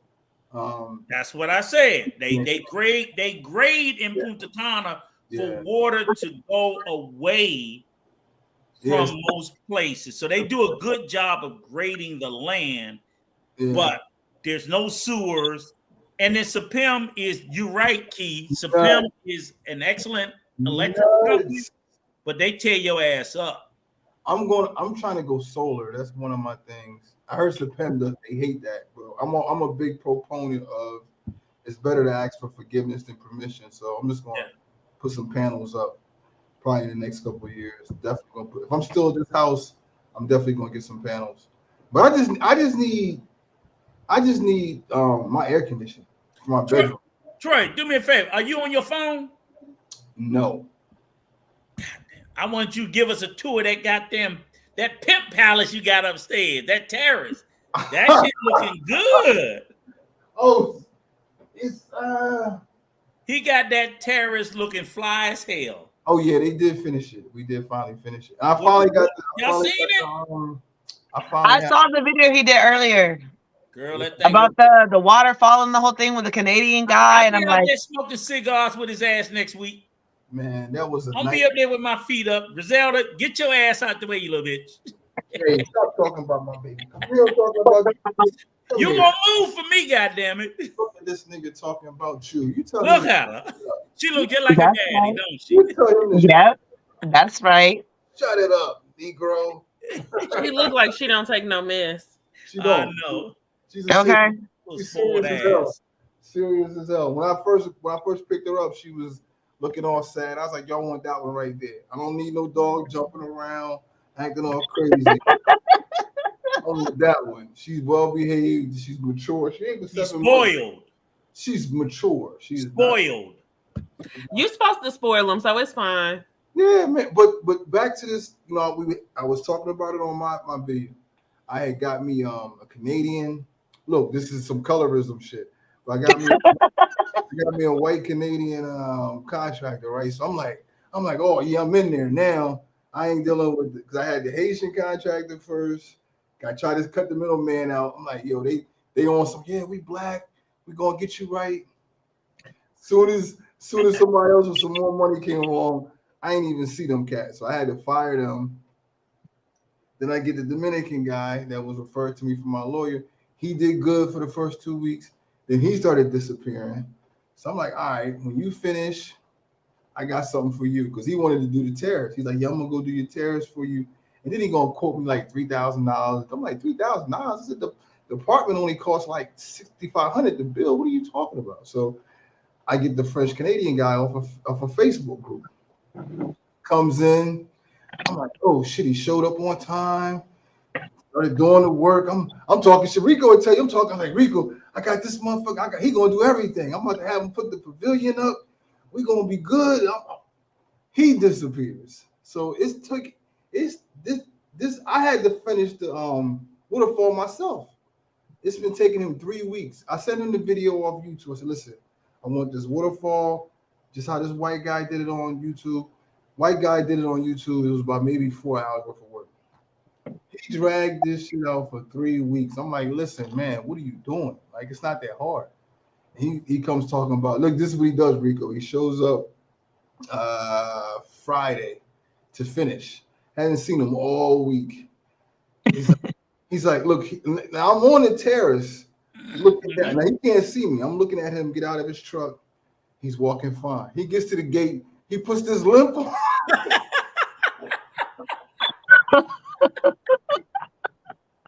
Swear to God. Puts the limp on, right? He goes, Oh my God. He said, oh man. I said, I ain't heard from you all week. I've been texting you. What's up? He said, I was in the bed. I couldn't even get out the bed. He said, my muscles was sore and I had like a fever and all I did was get out of the bed and use the bathroom. I'm like, he said, yeah, man, I think I got dengue. Because see, that's what's going on there right now is dengue. So he used that shit. That shit ain't affecting nobody but kids, motherfucker. I'm like, thank you. It's only kids that's getting it real bad. Adults, it fucks with you as an adult, but not mostly kids. He's like, I think I got dengue. I gotta go. I'm just gonna finish up here, and then I gotta go to the clinic. I'm like, nigga, just and then he puts the piece because he held my piece for hostage for like a week, right? Because it was the piece to control the flow of the water. I'm like, yo, man. So then he's like, we got a problem. The water's still going all over the place. He's like, you're gonna have to go get it. I'm like, man, just here, give me my piece and go. Like, he doesn't know he's fired. So I'm like, but you know what's great, Troy? That's a great, because like you said, this is about the good and the bad of the DR versus the US. So and we're gonna stick oh my God. So I am so right. I miss the way we handle business in the States. You take that for granted, man. Yep. You take that for granted. You take for granted. Yeah, the dengue. So I was gonna say, but so even like in your situation with the contractor, right? Yeah, so I would say in the US, I love what's good about it is they're prompt, they're professional, they do the shit. The bad is they overcharge. The prices is high. In the DR, I would say the price is low. That's good, but them motherfuckers is late. They slow. They don't finish shit, and so it's like if you find somebody more expensive in the Dominican Republic, will they not be better? Like, do they not have?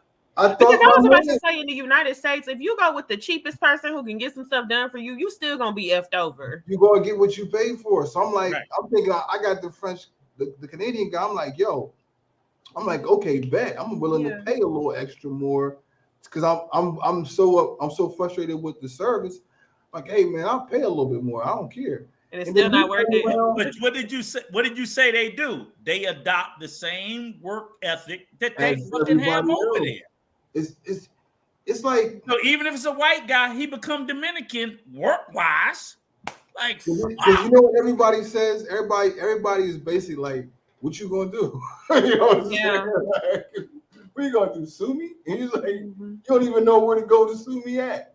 So it's like you're at the mercy of the contractors. They the worst. They the worst. Yeah, so like I miss in the States, because in the States, you know, you can jump on Yelp, tear their ass up on Yelp, Google reviews, Angie's List, all that shit. You know what I'm saying? You got the Better Bureau, Better Business Bureau.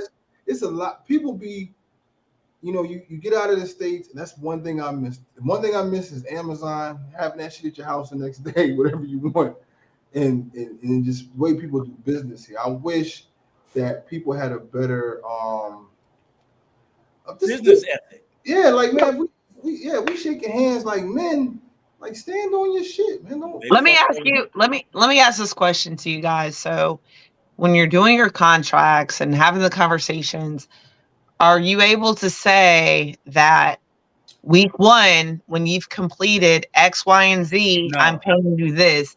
Let me finish though, Rico, because when I was with that guy, the way that he did work, he would show up and do work and sometimes not get paid for it, or get paid like later on, or not what he thought it was going to get paid. And I'm like, yo, how are you not already showing up saying, listen, I'm working today. When I leave today, you're paying me X amount of dollars. When I come tomorrow, you're paying me X amount of dollars. Because again, we're doing business in Dominican Republic. In the US, you get your check after you've done your work, typically. I will tell you this. Most of the work I get done, I mean, like, my house was built by a builder. So again, I did have a contract with my lawyer that, hey, he had to complete certain things by this date or there will be certain penalties. So see, that was written in. But now since I've taken possession of my house, everything me and my wife get done, I have a handyman come in. Motherfucker, you gonna complete it today. So we're coming down next week. We got ceiling fans that be done. No, you're doing this shit today. And I'm gonna pay your ass, and then I'll call your ass the next time I need you. I'm not, I don't try to do now, and you know, so far I haven't had a lot of long-term projects because of Troy's going through, and I know that that's what it is. Because even here's the thing that frustrates me is, even let me tell you this, something as simple as cleaning my house. Me and my wife have been so frustrated. It's like, okay, I'm gonna pay you $50 to come in and clean my house, and that's fucking $50 one day, right? Troy think I'm paying overpaying, right? But here's the thing: why the fuck it take you all day? Oh no, I'm with that. I'm trying to go to the beach. Nah, see, I got here 8 o'clock in the morning. You should be done by 12, bitch. I'm ready to go. But how dirty is your house, Rico? That's the question. They clean. I don't care how big it is. This motherfucker mopping on the phone. Yeah. Like, man, get off the goddamn phone and come on, because I didn't know it was gonna take you 12 hours to clean the fucking house. And my wife just got to the point, she'd be upstairs like, I was like, Ma, I don't fucking know. I don't know. I'm just like, it just literally, because like they move in a way, like literally, it's been times where they would come and clean the house, and then the fucking light switches don't work no more because they just throwing fucking water up on the fucking wall. And then wet all the circuitry behind it. So now you got to wait 3 days for the shit to dry. Like, what the fuck are y'all doing? Hey, listen, man. My housekeeper, I give her she asks for 1,300 pesos. I give her 1,500 pesos. That's like a tip or whatever. I'm trying to pay more so I can don't take the whole fucking day. Take half the fucking day. Your house shouldn't even be that dirty. You're not even in there. No, exactly. But wait a minute. I know why maids take a break when they go to those back rooms that nobody's ever in. I don't Maybe see them sit for like down, 15. talk That's on their the break. That's their break phone. time. Yeah. Hold on. Lunchtime come, I need lunch. What the fuck? Can you finish the job? Because I want you out. They taking lunch? Rico, Yeah. hold on. Does your wife go and speak with them in Spanish though? Yes. She be getting mad. She'll believe me. Troy will tell you. She get to the point and she be like, I don't ever want her ass here again. I was like, okay, I'm sorry. I'll let you do it. I'm done with it. Because when I started to see it, because I'm like real soft, I'm like, yeah, but they poor. But it's just like, it gets to a point where sometimes I start to see what she's saying. It's so frustrating because for me, my biggest thing is about time.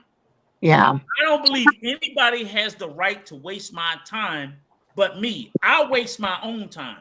I'm not gonna let you or Cole. They're like, no, don't. If you tell me you're gonna be here at 10 o'clock, motherfucker, be here at 10. You're always late, Rico. I know, but I okay. That's different. Nigga, you try me. I'm gonna be late on purpose. I think that's just karma. That makes sense now. I'm gonna be late on purpose. Next time, whenever I meet up with Rico, no, I'm showing up late. 30 minutes minimum. But did y'all notice that Rico said, I'm real soft. I'm real nice. I said, oh, you gotta meet. Nah. See, you gotta meet Rico in person. I said, who is doing what and how? Rico is cool breeze in person. This alter ego is online. You meet Rico in person. Look, I've got to give old crusty, salty ass Rico a hard time. Y'all know I love him. But the reality is, though, what we speak of as far as, and I'll be honest with you, I be paying well above, because what I always say, like I've even told Troy, I said, I don't mind paying the gringo price. I want the gringo service. Absolutely. So basically, if you're going to charge me like a white man, then fucking treat me like I'm white. Yeah. Absolutely. I want that level of service. Don't charge me like I'm a white man and then you treat me like I'm a fucking piece of shit. No. Then I mean, okay, I want that service, because I already know. Like I even tell my wife, I said, look, man, I don't care how much Spanish I know. They gonna fuck me. Yep. They just gonna do it. That's just their plan. Okay, fine. So I tell people, I'm not arguing with them. Oh, you only charge a Dominican 50 pesos. Why you charging me 300 pesos? I pay the 300 pesos. Now give me 300 pesos worth of shit. Yeah. That's it. But you know what, my maid, they come through. I can leave them in the house. The maids that I have now. Now I had some maids before that would just help themselves to condiments. I told we talked about that, right? You know what, the paprika, right? The paprika. Yep. All your ketchup, everything. Yeah, man. So it's like, what I mean? Like, I'm like, yo, what the hell? Yo, hold on. It's my daughter calling me. Hold on. I got to take this. Take that. Look, what I'm going to say is this. Mm-hmm. I have this to say about this whole discussion. So one of the things that I noticed is that, I was looking for rents over there and places and trying to figure out, what made sense financially and comfortability wise for me. I got so frustrated because I said to myself, clearly these are Dominicans who have been to New York and other cities and states in the United States that now feel that they can charge those type of prices. Mm-hmm. And you're not giving me what I would get for that price. Like, right. You cannot charge me $800 for something and I don't get hot water. Like, are you out of your mind? Like, you're for rent. That's what I'm saying. Oh, exactly. No. Can you imagine? No. And then my thing is, you guys air conditioning for that. That's what I'm saying. Like, I was outdone. That is why so much of my frustration was towards trying to figure out where we were gonna live, what we were going to do, because I knew that there were places that I could be comfortable and have what I needed and not be right. Like, for me. But see, my thing is always trying to tell, expats, foreigners, okay, level set your expectations and what you expect in your amenities. Don't go into it just shopping at price. Say, look, I gotta have A, B, C, D. Like for one thing, first thing I tell them is like number one, security. Always before you. That's number one. Period. That's my number one also. Security, security. And I'm not saying it's got to be the most secure place. It's just got to be secure. Period. Okay. Absolutely. If you're a woman, whether you're going to be living by yourself, even if you're going to be living with someone. Oh, you got a man. I don't give a fuck. You still want to live in a secure space. Oh, I got a man. It don't mean ain't nobody going to come in and shoot his ass and your ass. Correct. Shoot both of you motherfuckers. It don't make no difference. So I want to live somewhere where we got guards. We have a level of security, and that should never be sacrificed. Then in addition, I'm not taking cold showers. Oh, the Dominican, it's hot. I don't want to hear none of that shit, okay? I don't want to hear none of what y'all do. This is what I want. Tell me they got a unit. Tell me they'll install a unit. Tell me whatever. Because then when I put together everything I want, now you tell me what it's going to cost me. And I'm going to shop around what I want because I'm not going to get rid of any of these things. Right. I'm going to look for all of these things. I'm going to look for security, air conditioning, hot water. Now I'm going to shop around because all three of these things is the package wherever I go. Correct. So over here it's 400 and over here it's 900. Okay, now let me see what the difference is between. That's how you need to do it rather than go, oh, I'm just going to look for a place for $200 and the motherfucker don't even have water. You got to, because people are telling me like, oh, you got to lower the, I'm like, what? Who the fuck is doing that? Going to another country where you got to lower the bucket down in the well to bring water up to put in the sink to wash your ass. Are you serious? No, and get away, you don't have to. And here's the thing. When you've already said what it is that you're going to pay for and what it is that you want, it's the same thing as like lowering your standards. If I say that I'm not going to date a man who has 10 kids, I am not going to do it. And you're not going to change my mind. That's the same situation. He has a good heart and he's trying his best. What? He has a good heart, Nikki. He's trying his best. The man with the 10 kids. Oh, you mean AKA the man with the broken down house that doesn't have the water and the things that I'm asking for when I said I'm going to pay for X, Y, and Z and then lied about the expectation? Girl, no. Anyway. But listen, all I will say this to anybody. It's like, it's not about going to, and this is not even Dominican, the DR, Colombia, Mexico. It's not about going to that place and living down to that standard. And I'm not saying that their standard is bad. I'm just saying the reality is their standard is lower because of the circumstance and the situation that they're in. Mm-hmm. So if I've been watching TV, why do I got to go somewhere where they don't have TV? It's like, no. I thought about bringing, they only have, London, right? Brooklyn. Okay, Brooklyn. Close enough. Is that your daughter? Yes. Hi, is it Brooklyn? Brooklyn. Mm-hmm. Oh my gosh, she's beautiful. Hi, Brooklyn. I like your hair. Thank you. Oh, okay. Yeah. She sounds just like her mama. Wow. Accent and everything. Yeah, look like her too. I don't have no accent. What are you talking about? No, I didn't say you have an accent. I'm saying you guys have the same accent. So what I was here to say, what I was saying was, and I keep telling, I even tell John this, I'm like, it's not about you going over there and you going down to their standards. It's about you raising it. So basically, I look at it like this. Okay, if our standard is here and their standard is here, right? Now, granted, you don't need to go all the way down to theirs and they don't need to come all the way up to yours. What I say is you need to elevate them some as you're lowering. Humble yourself. You need to humble yourself, not lower. Right. So as you humble yourself, lowering, they should also be elevating. You don't need to humble yourself all the way down to them. So basically, I would sit there and say, it's like I tell John, I'm like, okay, you meet somebody and she live in a house with a dirt floor and a tin roof. Why the hell do you want to live in a dirt floor with a tin roof? Why? Where does that make sense? Oh, okay, they take showers outside and they cook outdoors. Why? Why not elevate them up? Because maybe that was their standard at the highest they could get at that time. But because we are the more affluent person, we should be bringing them up. Oh, we got the internet. We got electricity. We have, a nice stove. We got a concrete roof. We don't have a dirt floor.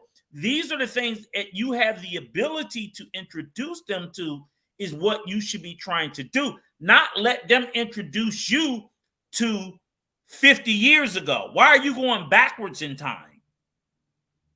I'm confused. I'm confused with it. Oh, I'm a Dominican. By going backwards in time, they're not trying to stay backwards. They're literally trying to come forward. It is your job to help them come forward in time. I think the idea, when people do that, they're thinking, let me humble myself so that they see them as my equal. And, I'm in this with them and we're going to work together and it's, whatever else. And I love what you said, like bring them up to your level so they understand the expectation. Because one of the biggest things that I explained, when I did have my fiance, I said it's important to me that when I'm in the room with the people that I'm in the room with, you have to understand that you're representing me as my husband. All right. So you are not coming into the room as some man that has his head down. You're coming into the room as a man with your head up, knowing that I am on your arm and I represent you as well. So you're absolutely right. And here's the deal. There are people who, no matter what you give them, no matter the education, no matter what you show them, if they still feel like they're not that and that they cannot be that, they will never be that. And I had that conversation with my ex-fiance. I said, I think the very last conversation that I had with him was, you never believed that you were good enough to be with me. And that shows, you were doing low budget, trashy behaviors and things like that. That is obvious to me that you never believed that I was for you or that you deserved me. And I've also heard conversations that you had with your friends that also showed that. Again, that let me know after everything that happened, you're not for me. I have to be with a man who recognizes my worth, but more importantly, recognizes his before he even meets me. I don't need to tell a man and show a man what his worth is. He should already have that before he meets me. And if he doesn't have that, he should be goddamn close, so close to where I'm just giving him that last little nudge that says, baby, I believe in you because I've been believing in me. You understand? Where I have a problem with it is in particular, and again, like I said, I love everybody. I love all races, all ethnicity, everything. But I always say this: it's like how they used to talk. You know how they talk about white savior complex. Yes. You say people have white savior. Yep. They actually have a thing, and it's predominantly in Africa, where they say, particularly, like a lot of white people go, and it's called poverty porn, where they actually go and they do this whole thing where look at these poor African kids and boom, boom, boom. And they traffic in that. And the phenomenon is about, okay, is it really there about the help? Or is it really there about making themselves feel good or better than?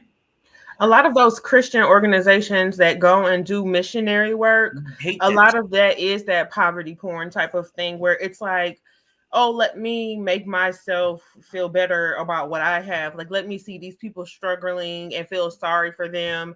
And then I can feel a little better about me. That's real. I don't know. It's real sad that people do that.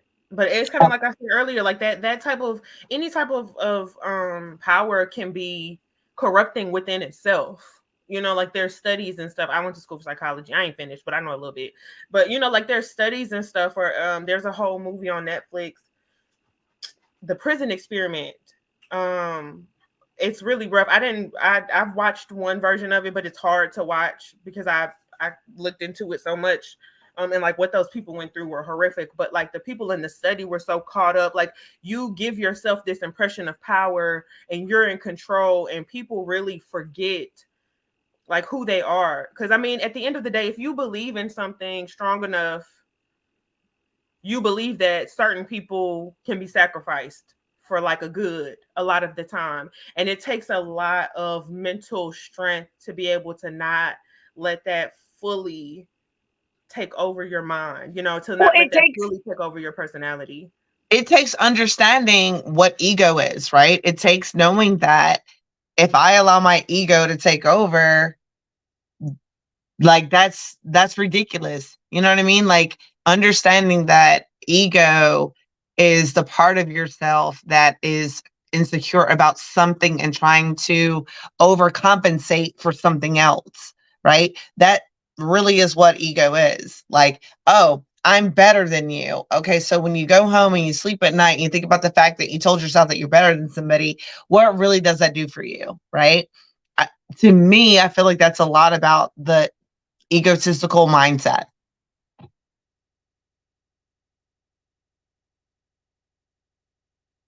Yeah, and I agree with Dr. H.P. Black, PhD.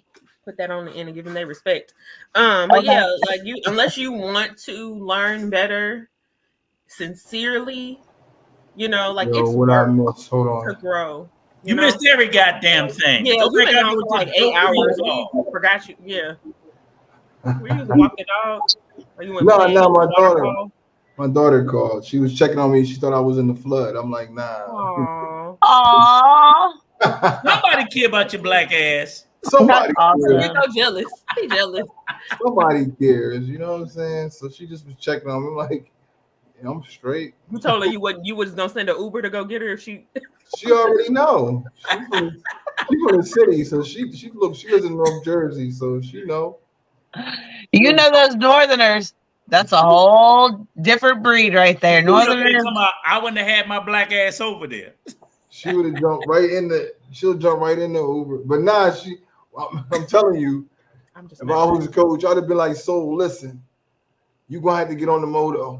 let me know when you cross the bridge. Let me know when you cross the bridge. Listen, the moto was gonna shoot right through all that shit. The moto was gonna shoot through all that. Look. I did a TikTok when I was in when the hurricane first came when I was there. I forgot the name of the hurricane that was there like 2 months ago. And it was so crazy because I was sitting there recording it from my TikTok and people were like, yo, it's flooded in DR.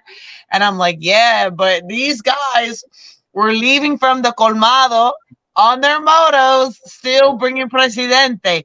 In fact, they brought me one the following day. I didn't think they could make it because of how much water, but they were like, no, mommy, we got your Presidente here. I was like, Tato, thank you. It's crazy. Again, and if we go back to again, like I said, we talked about the it's a lot of things, like I said, we know that's good and bad. Like I said, things I don't like about America. I don't like, obviously I'm not a fan of the gun culture. I'm not a fan of the believe it or not, I think the DR does better with like they don't incarcerate their people like we do. America will lock a motherfucker up. We're the most locked up people on the planet. Well, that's by design. Right. But I'm just saying I'm pointing it out because we were talking about the good and the bad. I know. And the reality is America is the most incarcerated country on the fucking planet. We will lock a motherfucker up. We just believe in that shit. And it's just they don't have mass murder, like mass shootings. Like that? Yeah, they don't. They don't have mass shootings. Mass shootings is that's American, ain't it? That's specifically American. Everybody else makes changes. Like other places had one mass shooting and then they immediately enforce change and like protect their people. But America's too deep in the pockets of the NRA. They're too deep in the politicians' pockets. They're too deep in funding like people who make the big governmental changes that it'll never. Today I learned that in North Carolina, you no longer have to go and do what I had to do. I had to go and take a class and ripped off my freaking nails, putting bullets in the goddamn magazine, trying to get my permit You no longer have to do that. All you have to do now, you show up, they do a background check. Oh, here's your gun. It's crazy. And let me say this too to RA. No, a tourist cannot buy a gun, own a gun, or possess a gun in the DR, or they're going to throw your ass under the jail. Okay? The end. Also, let me say this. Even though that the DR is deemed a very safe country because they have very strict gun laws, that motherfucker is flooded with guns. So don't fool yourself. It is. Do not fool yourself to believe that the island is not flooded with guns, because they are. A lot of guns get flooded into Haiti. They come straight across the border. All the gangs in Santo Domingo got fucking guns. It is flooded with guns. Yeah. But they have very strong gun laws. Go figure. Yeah. Go figure. You know, I saw a video a couple of months ago on Capricornio TV, and it was pretty terrifying. They went and they had an interview with, I think the little town was called Jamaican Town or something like that. And it was crazy. Everybody up in there had AKs, ARs, all kinds of guns. And we're just when I tell you, just waving them haphazardly, all in the camera, finger on the goddamn trigger. I mean, it was just oh my God, why would he go here and do this? I would have been absolutely terrified. Yeah. So yes, I am in agreement with you, Rico. It is crazy. But that's the thing where I get what John, and I wish his ass was here, because I'm always telling him, John, yes, you're in Santo Domingo. You're in a great area. It's beautiful. Oh, hey. Who that? Oh my God. That John? Is that his cock-out ass? Yay. Sit your cock-out ass down. Yay. You must have heard me talking about you. The star of the show is here. You must have heard me. I was just talking about your ass. Hey, y'all doing okay? Well, quick question. We only got one question. Where baby girl at? Right here. Right there. Let me see. So. Hey, so. Nope. So. Are you listening? What was the question? Listen. Sit down. I got a question. Okay. Hi. So, keep your ass home. Do you understand? Yeah. So? Yeah. Keep your ass home where you at with your mama. Yeah. Stay there. Yeah. Not going anywhere. I ain't got nothing else to say. Keep your ass home. Yeah. Okay, well, I'm going to say I'm happy to see that you're safe, so while Rico's yelling at you. Right, same. I'm done. Hey, Troy. Hey, real quick. Soul has a question for Troy. Troy's walking around playing with Brazil de Blanco or something. Well, she's going to ask the question, and then we'll relate it. We tell him. Go ahead. There he is. Go ahead. It was that I heard that you were talking, and that he said that he wouldn't go pick me up, that he would just let me go in the motorcycle and Get him, so get his ass. I would have called the Uber. I had you on the moto. Oye, pero dile Sol, dile quién cree que es, coño, dile. Ya tú sabes. But so you're a woman, you know what I'm saying? You're not a little child, so I'm I was giving you some props. She's a little child. She ain't no damn woman. Don't tell her that baby. Look at that face. Look at that pretty little face. You better go get that baby. How old are you, Soul? 16. You still a damn child. 16. Exactly. 16 in the United States, you would have your own. I don't care. We're not in the United States. So what you trying to relocate her? And coach tell you to do. Listen everybody cállate, coño. Let her tell what she's gonna say. Go ahead. Hey, I want you to go ahead. Say what you want to say something. No. What else I was gonna say? Tell everybody bye-bye. Oh, bye everybody. Listen to your mama and listen to coach. Pero ¿cómo que bye? ¿Dónde te vas? Tú tienes que decirle a él que, oye, escúchame, no me digas nada, yo voy a hacer lo que puedo y cállate, coño, dile a ese. No. What she said. That's what I said too. Buenas noches, mujer. Bye, mamita. Cuídate mucho. Beso. Mwah. Hey y'all. Oh my goodness. It's storming. It is storming outside. Oh, It's still bad. flooding. See? It just started worse. storming. It's storming. It just started storming about an hour ago. So question, where are you guys at? Are you at your apartment, your new apartment, or still So we're in at Shania's apartment because what about your apartment? How was that? My apartment is great. The only problem is that the people have not installed the internet yet, and the rain has been. Question: What floor are you on in your new apartment? The second. Okay, that's good. Okay, yes, so you're not on the first. And it's an eyes. Are you on the first floor? She's on the third floor, right? The fourth floor. Fourth. Okay, that's good. Yeah. So let me ask you a question. At your new apartment, is it flooding in that area?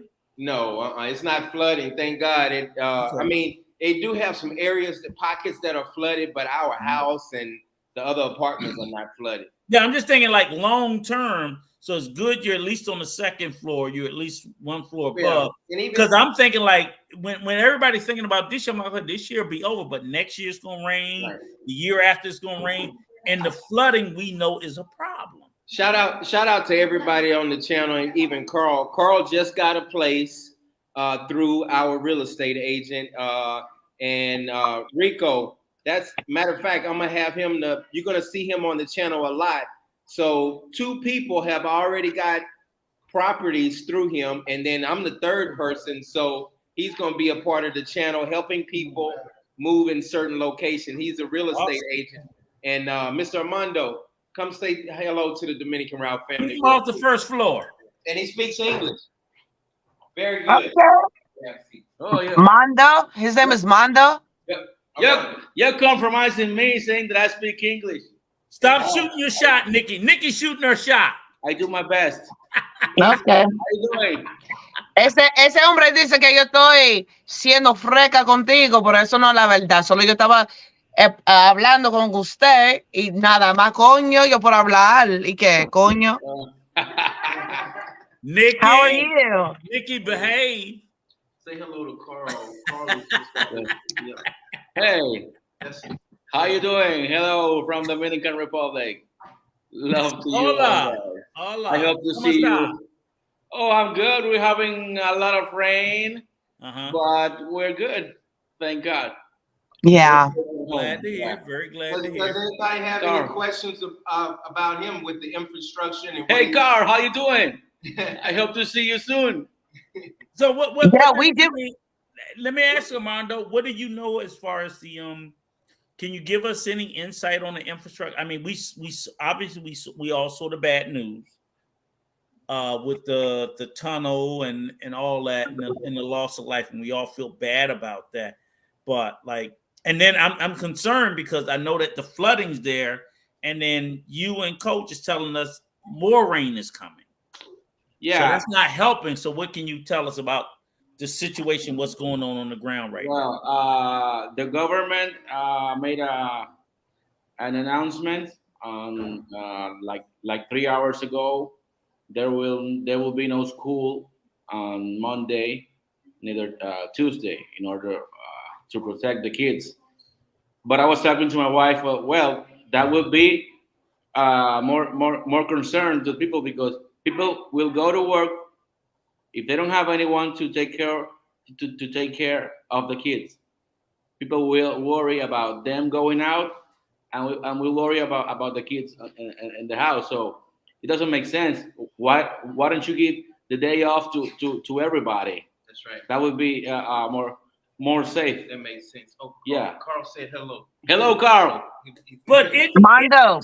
My question isn't I'm sorry. I read after this, Nikki. Isn't the Capitol messed up with all the flooding right now? Yeah. Yes. So how the hell anybody supposed to work if it's flooded? I saw cars floating down the street and shit. So, well, today is being more.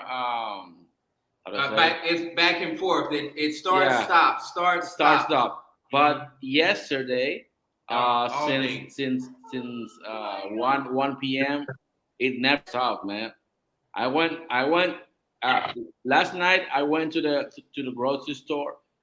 I spent there like 20 minutes or 30 minutes. And when I had to come back home, I looked to the left, to the right, to the front. It was all flood, and I said, "Oh man, what do I do now?" So I turned I turned on the engine. I prayed, and thank God I could go through the water, but a lot of cars couldn't make it, and there were a lot of young kids. Uh, they were having fun because they're kids, maybe 14, 15 years old. They were just there to help. They were just watching, waiting for the car to get damaged. And then, oh, there's one car, yeah! And they were to push the car. It was all fun, and then hey, we're here, man. You move your car. No money, no party. Yeah. So you guys are gonna start real quick, Nikki. You guys are gonna see Mr. Armando a lot on the channel. He's gonna start advertising his houses for sale, his houses available, his everything. So the Dominican Route family, we are growing, and now we have a real estate agent. If you're looking to move to the Dominican Republic, he'll be able to help you all across the island. So you had a question for him, Nikki? Go ahead. I'm sorry. Yeah. Yes, I did. I hope that he can go back and look at the things that we were talking about earlier. And I feel like him being Dominican, him living there, he can understand kind of like the concerns that we were talking about earlier.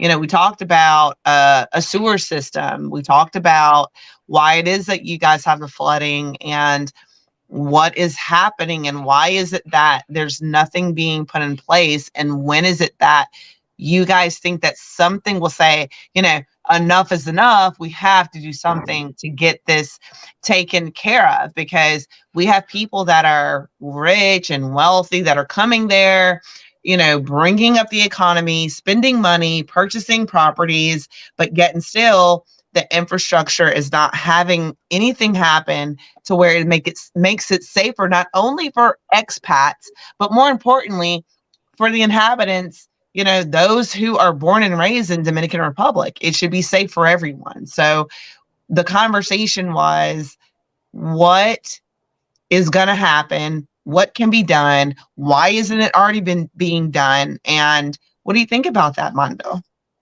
Well, this is something that we never saw it coming. It was a 110 miles fastball, and we have seen things like this. For example, in Italy, I think it was this year. I think that in New York last year or it was this year. It is not supposed to rain like this in this part of the year, in this season. It's not supposed to be like that. So it seems like the planet is changing or something like that. Correct. Almost a year ago happened something like this. By this period, it was not supposed to happen. I mean, I don't know if there are 4 or 5 cities in the world to be ready for the how do I say the storm, the amount of rain. Rain, yeah. Oh yeah, it was a lot of rain. It surprised the news people. It surprised the weather people. No one knew that much rain was coming yesterday. But here's the thing. Here's the thing. Mm-hmm. So we've seen similar situations happen, right? So my thing is, in general, even when I was there 2 months ago and there was the hurricane and there was flooding at that time, that was still a huge problem. And there were still, things that happened. And my thing is, okay, now that this has happened, we now know that God the universe, however you want to call the being, this is happening. So my question is, what do you think is going to happen? To like, what type of actions do you think are going to be put in place to try to prevent people from dying going forward? You know, it's hard to deal with some people. For example, there are people that the government give them money to go to other places. There are places that are not supposed to be anyhow constructed. You know what they do? They get the money, they go out, and in a couple of months they come back. But here's the thing. That is the bigger subject of what we're talking about, because we're talking about 3% of the population of DR that would be able to go away and come back. You know what I mean? So it's like, I think a lot of people are wondering, specifically anyone who is an expat that wants to go there and live there and contribute to the economy. It's like, it's not giving a reason for them to want to come there and contribute if no one there is wanting to help to do anything to make it a better, a safer place, like geographically. I mean, I don't know the word that I'm trying to use, but like, to make it a safer place. You know what I'm saying, Mando? Yeah. I feel what you're saying. I think Mr. Mando, he understands that Punta Cana and Santo Domingo are totally different. So, Nikki, make sure you separate the two, because where Troy lives and where Rico lives, the infrastructure is a little bit better, and Santo Domingo is much older, right? Yeah, it's more. But it's the same. But John, it's the same country. It don't matter. Your house is brand new compared to everybody else's house. You got better infrastructure. You're missing Nikki's point. It's the same country. Right. I'm speaking about the country in general. Yes. She's talking about the country as a whole. So she's talking about Punta Cana. She's talking about Puerto Plata. She's talking about Banat. She's talking about the country as a whole. She's not talking about just Santo Domingo. Here's the deal. Let me just say this and I'll be quiet. It's like when Katrina happened. We were all, as Black people, we were very angry that Black people were treated how they were when Katrina happened. Like, they knew that dam couldn't hold the thing, right? They're still Americans. Right. That's what I'm saying. That's what I'm saying. LA, but the difference, but like, what has changed since then with all that stuff though? Like, the thing is, like, if there's another flood like Katrina, and I guess I get kind of what Armando was saying, is like, it's not something anybody expected. Like, yeah, they knew it couldn't hold, but nobody expected things to go as bad as they did. And if we get another Katrina, the same thing is going to happen again. There is not a change that can necessarily be done to change those things at this time. That would take the politicians on a higher level investing billions to make changes to this one city. And if people are willing to, like I said earlier, like, the poorer people are the people who live in the areas of, like, New Orleans is considered a bowl, and you have the poorest in the center and the heart of that bowl who literally can't afford any of the other areas. So if they stay in New Orleans, they have to be right back in the center of that bowl. Otherwise, they would have to go somewhere else, which is what I think John was saying. Like, Rico and them live in a higher end area where maybe more could be done if they're like tourists and stuff there. It's just and not to mention, Mando is not the president. He's also not a senator. He's also none of these things. I'm just trying to pick his brain. I apologize. I feel like I was a little aggressive. No worries. What's completely lost in the conversation again, and Nicole, you framed it perfectly. She did. It goes back to, and as much as I hate this motherfucker Kanye, I can't stand him. But he was right when he said about George Bush don't like Black people. The whole nexus about why Black people were centered in the bowl of New Orleans is because, like I said, their lack of affordability to other areas. So when I think about the conversation, what Nikki's talking about is, again, these people that he talked about that keep going back to these areas, that the government giving them money to go to those areas to rebuild houses where they're going to be flooded and washed down the side of the hills again. The government's not doing enough. Hey, let me say this. Let me say this. Let me finish. No, because you keep trying to. I ain't even said nothing. Oh, then shut up. I'm not done. So the reality is the same way black. I love this. The same way black people have got to stop going to the bowl of New Orleans where they're going to be drowned. Dominicans got to stop going to the fucking hillsides where they keep building houses. They keep getting washed down for the next flood. Who's going to give them the money to do that? Where is that money going to come from? That's what I'm saying. The conversation is about the government as a whole. Because, again, the government knows. This is what the government knows. You keep building on that hillside, they're going to keep washing your ass into the ocean.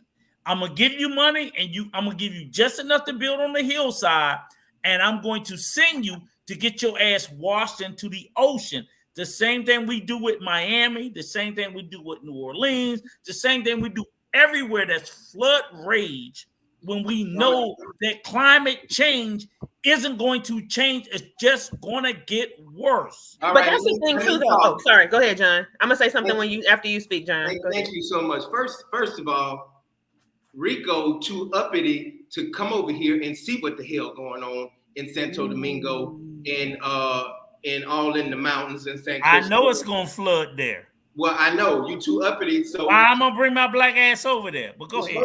You're supposed to be loving and caring for people. But if you want to, me first. Let's stay over there in Punta Cana. Stay in Punta Cana. Safe. Me first. Go ahead. All right. And we have a guest here. He's trying to explain to you all. I'm on Nikki too, because Nikki keep on cutting him off, and he's trying to explain. He just said, I was trying to explain that, but she cut me off.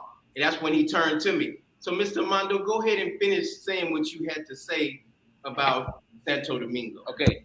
This flooding is happening only in downtown. The whole country is not having the problem. Punta Cana don't have this kind of problem, neither Puerto Plata. So this is not that the whole country is getting flooded and everybody's dying, you know. And we have rain the whole year, and the whole year it doesn't flood. That's right. That's it. Yeah. Hey, shout out to Carl. It's like I say, hey, I don't want to go to U.S. because there are tornadoes. Right. Shout out to Carl for the donation, the $15 donation. Go ahead, Cole. You next. Go ahead, Cole. Thank you, Carl. No, because I kind of understand. I was kind of understanding what Mondo was saying, because it's when you have things like this that don't generally happen, you don't really have a way to prepare for them. Like, so to say, like, you know, things may happen, like something happening once every 10 years is not the same as it being something that's happening. And with the climate change and things that's happening, it's really hard to prepare. Like, for example, we've always gotten hurricanes in Louisiana. Over the past 3 or 4 years, we've also been getting tornadoes. I have never seen tornado, like in the past 3 years, there's more tornado warnings than I've seen in my entire 30 years. I'm about to be 36 next month. You know what I'm saying? Like, it's getting ridiculous. So it's also hard to prepare for things that your area doesn't generally get. Right. So they may be prepared for the rain, or may have been more prepared if it would have happened during the rain season, or if it would have been during the times where things like that generally occur. But that's a part of the climate changes. It's like, this is a new climate for this area. Right. So it's also difficult to have things in order for that. Like, even with the flooding that happens in Louisiana with the hurricanes, we don't generally flood, but we had been flooding.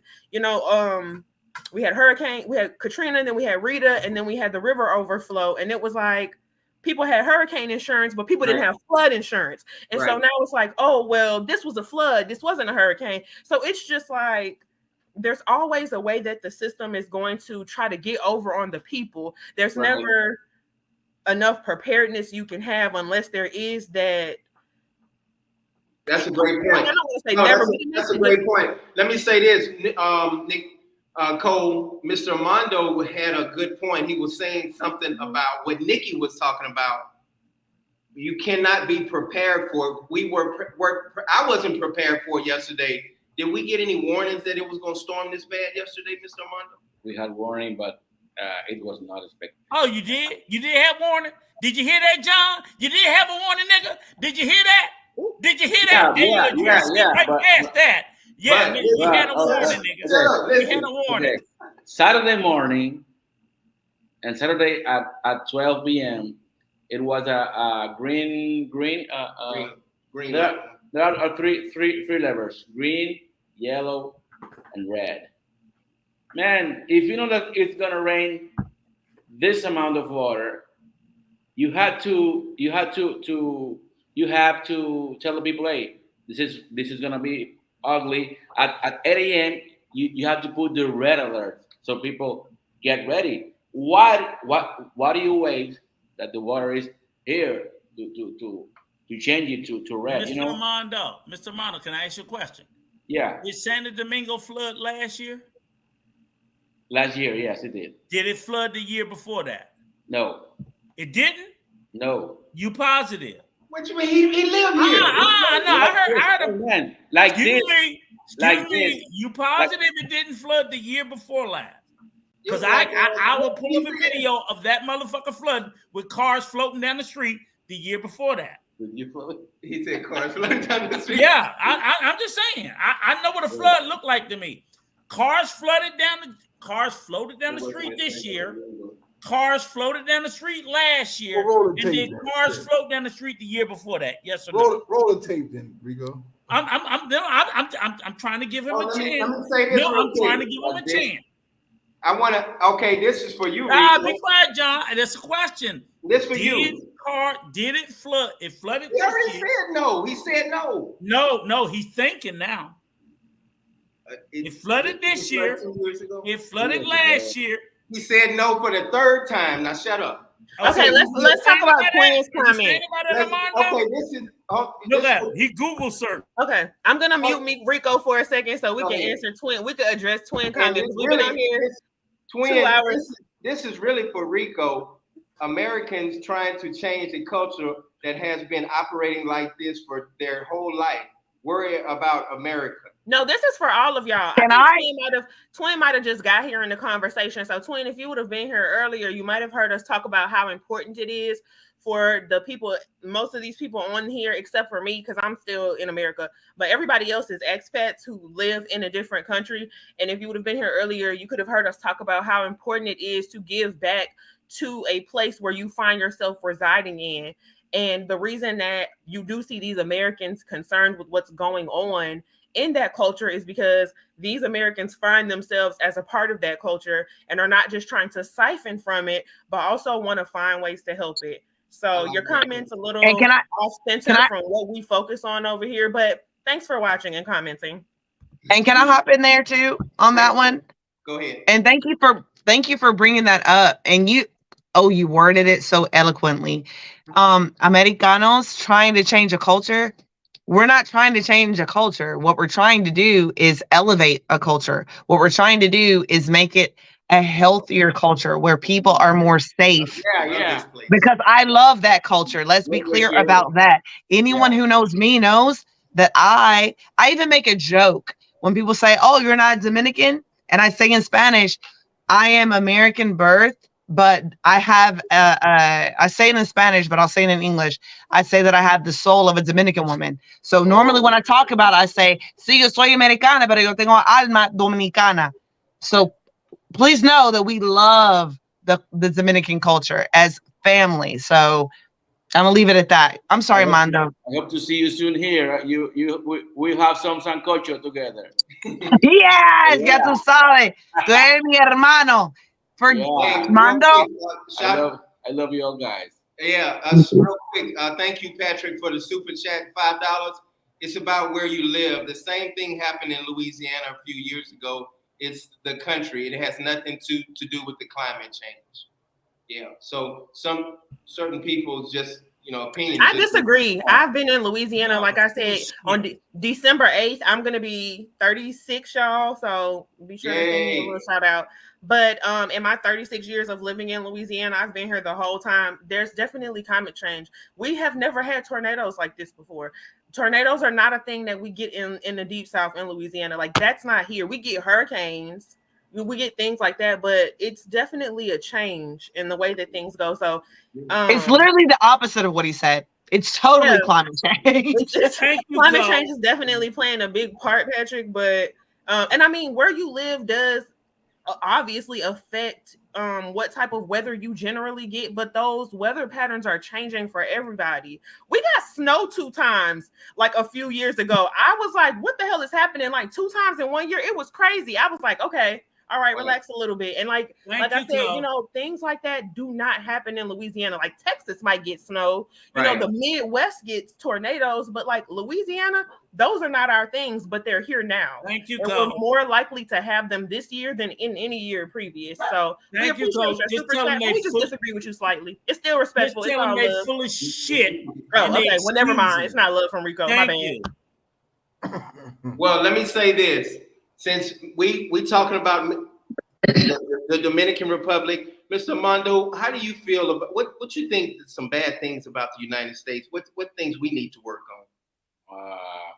Well, I don't know, because I see the news, I see it, but I've never had the honor and the pleasure to be in the U.S. I have been I have been like 2 minutes away, because I went to Canada 10 years ago, and I was at the border. I had the opportunity to go to the Niagara Falls. But I never. What do you see like on the news, like a problem that we're having? We need to. Okay, if there was anything that I would change in the U.S., that would be the easy access that people have to get the guns. I think that people should get psychology evaluation before having the permission to have a gun. But that's the only thing I would change. I love that the U.S. is an open country for everyone, and I wish that in the future there are more opportunities to the underdogs, But I love that the American, not everyone, because there will only be exceptions, but Dominicans are welcome in the U.S., Haitians, Africans, Europeans, and that's what I love about the U.S. I've never been there, but one day you don't. Yeah, and Toronto is it's kind of. They're making it easier for you guys now, though. I don't know if you saw the new law that they have. John, I'll send it to you so that you can send it to Mondo for the traveling, tourists or Dominicans to travel. Also, I want to add, Mondo, you remind me of myself. I'm going to toot my own little horn and toot yours as well. Your English is absolutely incredible to know that you've never been here before. Yeah. I had never been to your country until last year, and you've heard my Spanish, so you're welcome. I'm kidding.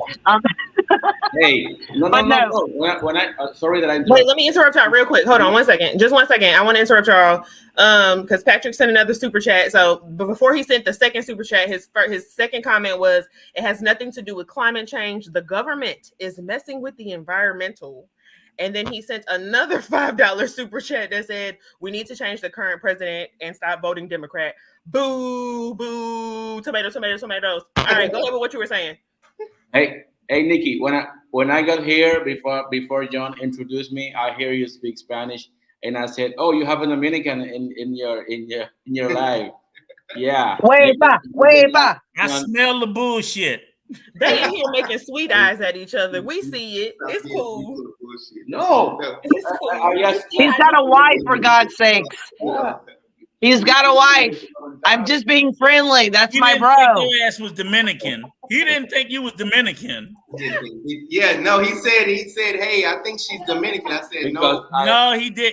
If he told you that, he wasn't being honest. Okay. Hey, you can ask. First of all, let's bet a 6-pack that I did. I don't care who told her that. I'm saying she don't sound Dominican. Rico don't have no six pack. She does. Yeah, she was saying, "Oh, coño," Speaking Spanish words is not sounding Dominican. All right, honey, Rico. Let me just tell you something. I love you, and I'm gonna have to cut you right now, honey. I've been in bachata contest, and I won the bachata contest, $200. I was the only American there, and I had many people telling me, like, arguing with me, like, "Oh, you're a liar. How you dancing Dominican bachata and you're not Dominican?" Honey, please get out of here. You better cut it out, Rico. I love you, and I'm done. The same shit. Okay. No, they didn't. That's what I'm trying to tell you. They told me the same thing. One thing. Now let's get back on topic real quick before we. Let me ask this question, Mr. Mondo. If somebody wanted to move to the Dominican Republic and they see these things sometimes that happen, should they still move, or you think that'll turn them away, or what can you say about the things in the Dominican Republic? Well, people should not worry about this in order to move to the Dominican Republic, because most of the areas that flood when it rains like this are identified. And for example, most of the Dominicans, when they want to invest in our country, the first place they think about is Punta Cana or Puerto Plata, and those places are Safe, and they don't. It's not common unless there is a hurricane or something, because there are some natural. Natural. You speak English better than me, so I don't know what you're trying to say. Okay, there are some Phenomenons. There are some. That's it, Troy. Phenomenon. Yeah, there are some nature events that you are not ready to. Hey, in Italy, something like this happened, and in Italy, is one of the most. It has one of the most advanced systems of water.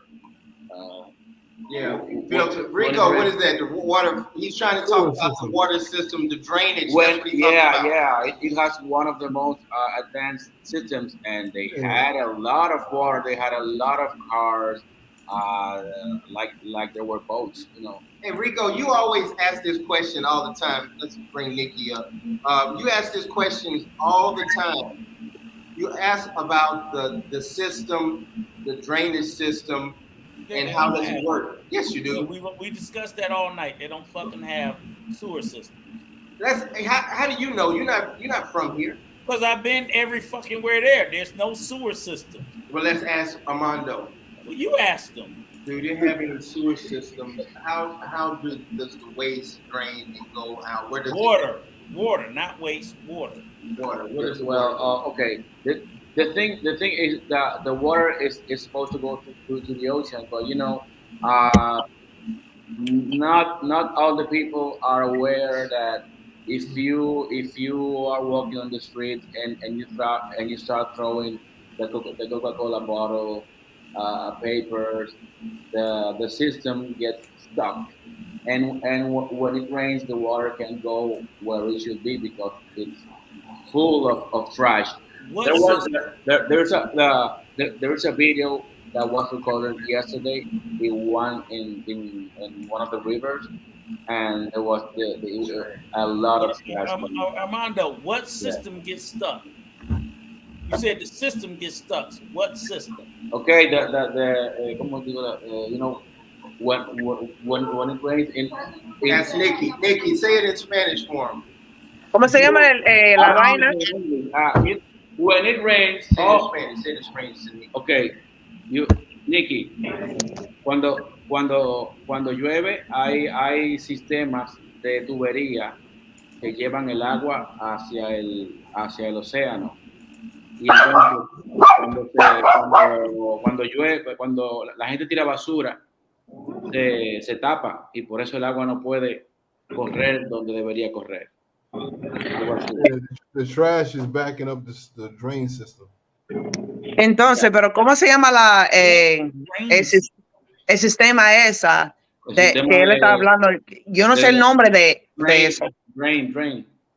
The drain water system. Así mismo, yep. Yep. Where does the drain water system exist? Where? All the cities have. Thank you. No, they don't. You talking to a Dominican man and you from America? You a black American? I'm telling you that all the cities don't have drain systems. Okay, but like, are you asking physically where is it located? Like on the houses? I physically have experienced or seen. I've seen streets flooded with water, and water have nowhere to drain. So you're telling me there's a drain system. Is it just in an imagination? No. Hey, I'll take you to every drain water system that I take you. Okay. We're gonna have a beer. Okay, yes, we will. So my question is this. So let me ask you a question. So you're telling me that no. This is what I want to know. Now I want to be clear. Santo Domingo, the capital, has this massive drain system that's so full of fucking trash that cars are floating down the street.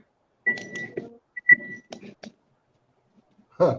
I don't think that's a good example, though, Rico, because here in the U.S. we have that, and cars have been floating in our country too. Like, we need a better example. Hold on, wait a minute. I muted you for a second, Rico. Shout out to Patrick who gave us a $5. Shut up, Coelho. Patrick gave us a $5 super chat. He said, Rico, why are you so disrespectful, bro? When you talk to John, I'm just asking you, tell us. Anyway, go ahead with what you were saying, Rico. I'm sorry. And we do that all the time, Patrick. Yeah, it's just jokes, Patrick. You just new here. It's fine. Patrick's new here. Welcome to our channel, Patrick. This is what we do. I stay at Rico's house all the time. It's love here. Yep. Take him off of mute. You still on mute, Rico? I cannot. No, I'm not. Can you hear me? Okay. Can you hear me? Okay. So what I'm saying is this. You said specifically all the cities have a drainage system, correct? He said Santo Domingo. But he said all the cities have a drainage system. Did I mishear you? Okay, all the cities. I'm supposed to talk about the main cities. I'm talking about main cities. Okay. So Santo Domingo is a main city. Yeah, that's the capital city. Are we talking provinces or are we talking cities? Cities. Okay. Santo Domingo is the capital city. Yeah, but Santo Domingo has a drainage system. Yeah, man. But remember, you're talking about an undeveloped country, you know? No. See, you changing it. It's not the New York system. It's not the so you see, system. Okay, Nikki, you see how you just changed it, right? No, you said I'm saying the truth. These are okay, but Armando, listen to what you're saying. Right. You said Santo Domingo has a drainage system, and a drainage system means the drainage system means when excess water comes in, it can drain away. Correct? Yeah, man. Okay. And I'm there. Let's stop right there. Flood every time it rains? No, because in America, when we have a drainage system, no, it doesn't flood because it drains. So what I'm saying is, what you're telling me now is, so why New York you had flood in New York in New York? The metro system did flood in New York. Why? Finish. And I'll give you that. I'm not. Did you hear me? No. Okay. All right. So let me finish. It wasn't that the water didn't have nowhere to go. See, in New York City, that's not the reason why it flooded. It didn't flood because it was too much trash. Say the reason. No, stop. Because what you told me was in Santo Domingo, it didn't flood because it was fucking trash. That's not why it flooded in New York City. New York City didn't flood because of the trash. Why? Because they get the trash out. It flooded because it was too much water. You told me it was because of the trash. You told me that, Armando. That's one of the reasons, the trash. But that's what I was asking you about. That's all I was asking you about was Okay. You said specifically, and I was like, wait a minute, are you telling me that that's the only reason? Now, if you told me it was too much water, that would have been okay. No, not the only reason. No. But that's what you said. Yeah. No. All right, then. See? So when I asked you, you was like, oh, it's too much trash. And I'm like, come on, bro. It's got to be more than that. It was not what I meant. Okay. I apologize. Fair enough. Yeah. You don't ever apologize. No, that's okay. No, apologize, but because you brought the New York City into it, and I'm like, you're right. New York City did flood. How often does that happen? New York City full of trash. New York full of trash. Let me tell you this. Guess what? New York flooded this year. Guess what? New York didn't flood. It didn't flood last year. It didn't flood the year before that. But Santo Domingo did.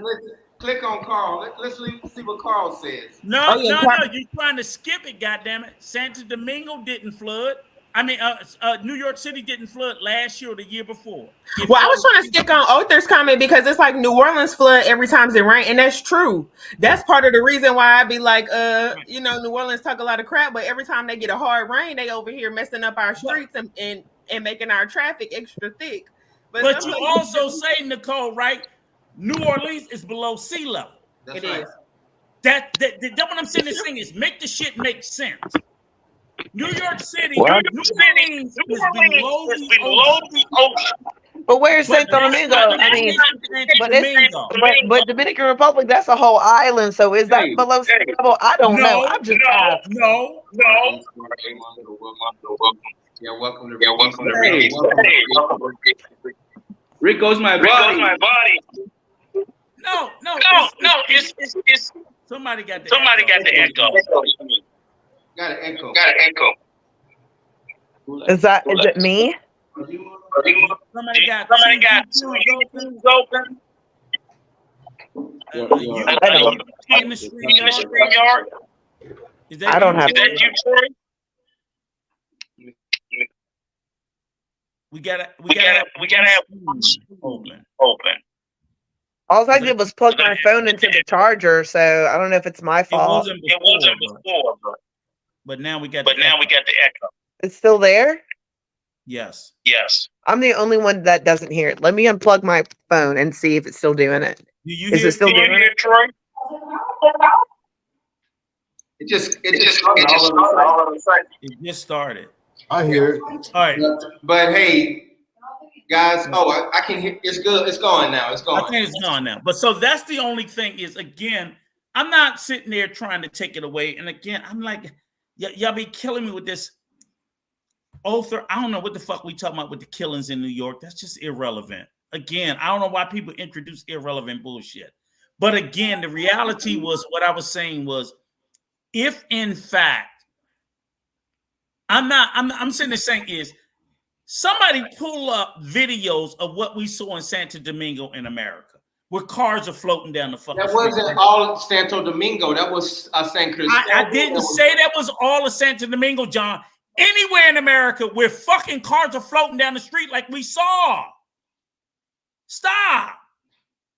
Where? Well, anybody, any city in America where cars are floating down the street like we saw. Do you know why that happens? I don't care why it happened. It happened. We're not talking about Katrina in 2005. No, we recognized that. We made changes. Can I answer that question? No, the whole conversation is about the change in the infrastructure. Okay. And I'm not knocking that America has had its problems. But if we fix those problems and we change, why do we keep saying, 15, 30 years ago, that's how it was in America? That's dumb shit.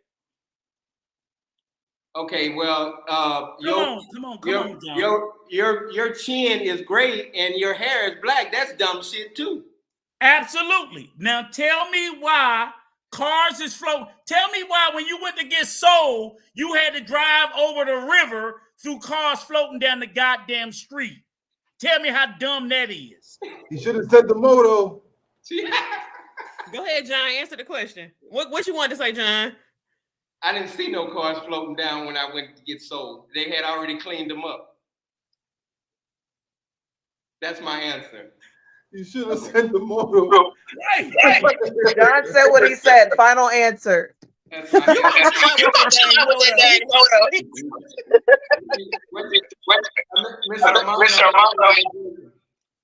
The whole dumbass whataboutism is crazy. That's all I'm saying.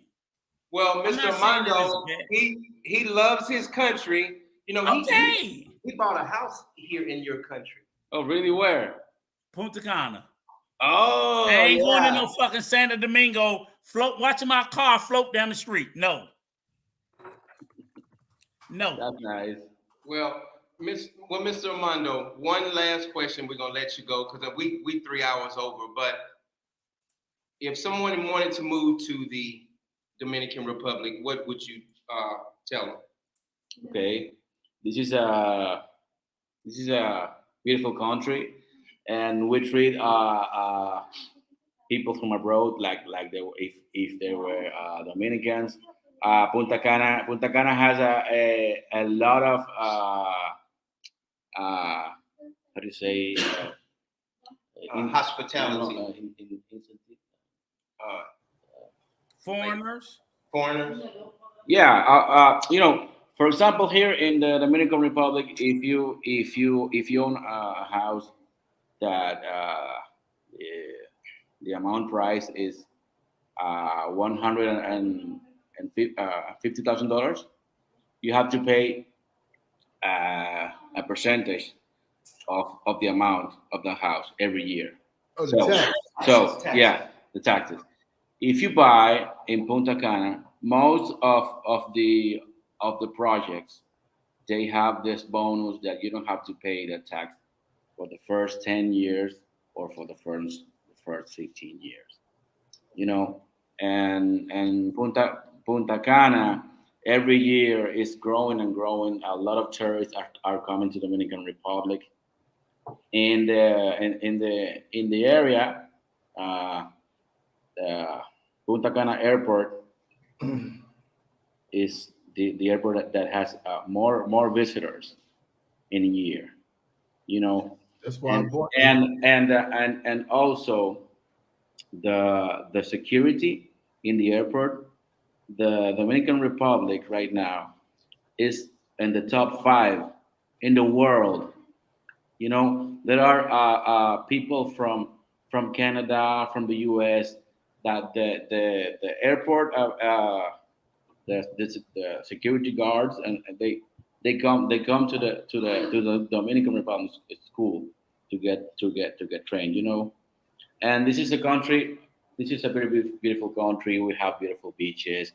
We have beautiful women. You know, and Dominicans are funny. Dominicans are always one. Hey, yo, how you doing? You know, right. And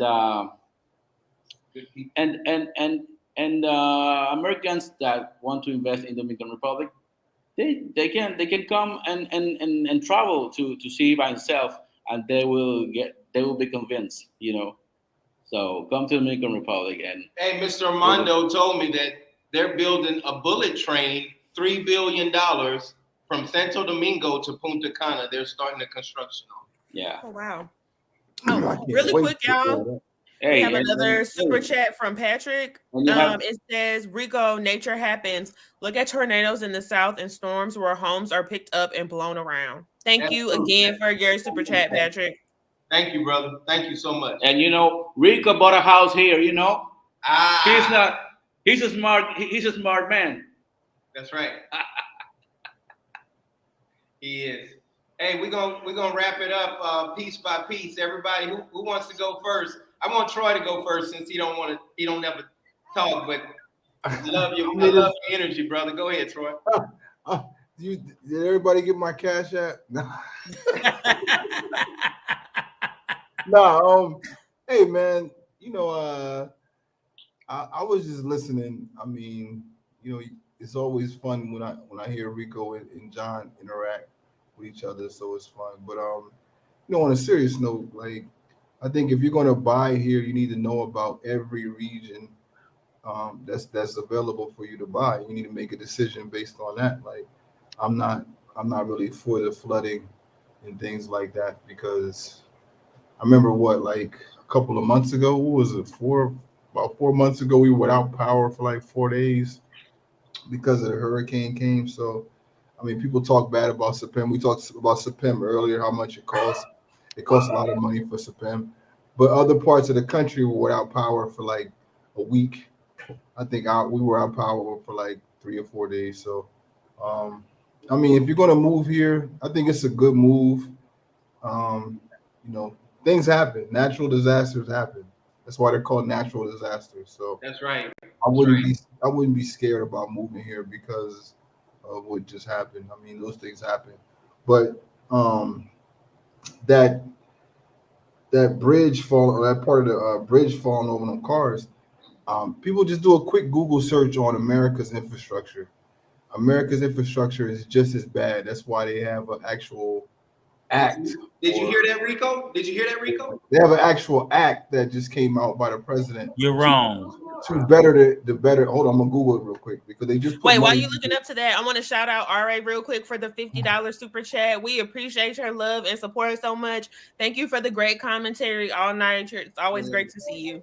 And I'm gonna say this real quick and let Troy and Rico talk. That is we had got a $100 super chat one time, and we got a super $50 super chat. That's the second highest we ever got. So thank you so much, brother. I appreciate it. That's Canadian money. It's probably about 45.38. Well, you put the other $5 in and shut up. No. Okay. It's hold on. It's a bipartisan. It's called Investing in America. If you go on build.gov, and you will see they have a President Joe Biden has a results from the President Biden's bipartisan infrastructure law that he just came enacted because the infrastructure in America is not that great. So I'm gonna drop it in the chat. So anybody can go check it out. I'm gonna put it right here, and you can go check out because our infrastructure is not that great either. And you know, Congress had to come up with a bill to make sure our infrastructure got better. So I just wanted to put that out there. Awesome. Thank you so much, Troy. Thank you, brother. Nikki, you got the floor. I'll go next. No, Nikki, because I'm just going to piggyback on what Troy said. And you're right. We have had infrastructure issues in the U.S. Okay, crybaby. Because I remember it was a few years back, we had a bridge in Minnesota that actually collapsed, kind of like the same thing that happened in Santo Domingo recently, that collapsed and killed a lot of people. And I knew people. It was in Minneapolis, not too far from Prince's home. So I'm aware of it. But what I'm sitting there saying is the USA were more proactive. They're always talking about infrastructure, repairing bridges, roads, and things and so forth. So no place is immune to this happening. I'm just saying that what I've noticed is over on the island, there seems to be a repeat because it comes from a lack of investment in infrastructure. We are a much bigger country, a country of 330 million as opposed to 11 million. So it's much bigger land mass and so on and so forth. So you can expect that, yes, we will have some, but if some shit like what happened in Santo Domingo happened in America, we wouldn't be poo-pooing it. We would be immediately throwing billions of dollars after it. I think, Troy, you'll remember, what was what was it in Philly? Where the bridge caught on fire and collapsed. And they had that shit back up in 2 weeks open. Yeah. In 2 weeks. Because they was like, no, this it's a bridge in point. It's a overpass caught on fire and collapsed I-95. Yeah, but that's not fair to compare with the time frame. No, but I'm saying within 1 month they had it back open because we invest in infrastructure, even no matter at what cost, is what I'm saying. So when we're sitting there and we're having this discussion and this argument, like, oh, in America, I'm like, yes, I'm not trying to say America's perfect. It's not. We have our shit, but I'm saying then, because with the conversation we were having earlier with me, Cole and Nikki, was like, we raise hell about shit about making it fix. It gets fixed. We don't let it just repeat over and over and over and over again. And we got to be honest about that. Right. So again, I'm not going to beat a dead horse to death, like Troy said when he brought up the act. And I say every time something like that fucked up happens in America, we act on it. And other places, they just wait for the next flood. That's all I can tell you. The next Katrina. Go ahead, Nikki. I think today was a fantastic conversation. And Mondo, thank you for joining us for that. I think it's important that we continue to have Dominican residents, people that are born and raised there, to join in for these types of conversations, because there are things that we're not aware of. There are things that we're experiencing as Americans with our American eyes. And then lastly, let me tell y'all something. Every time a Dominican comes on the show, I am not giving eyes. So everybody shut your little lips. All right. I'm going to say it.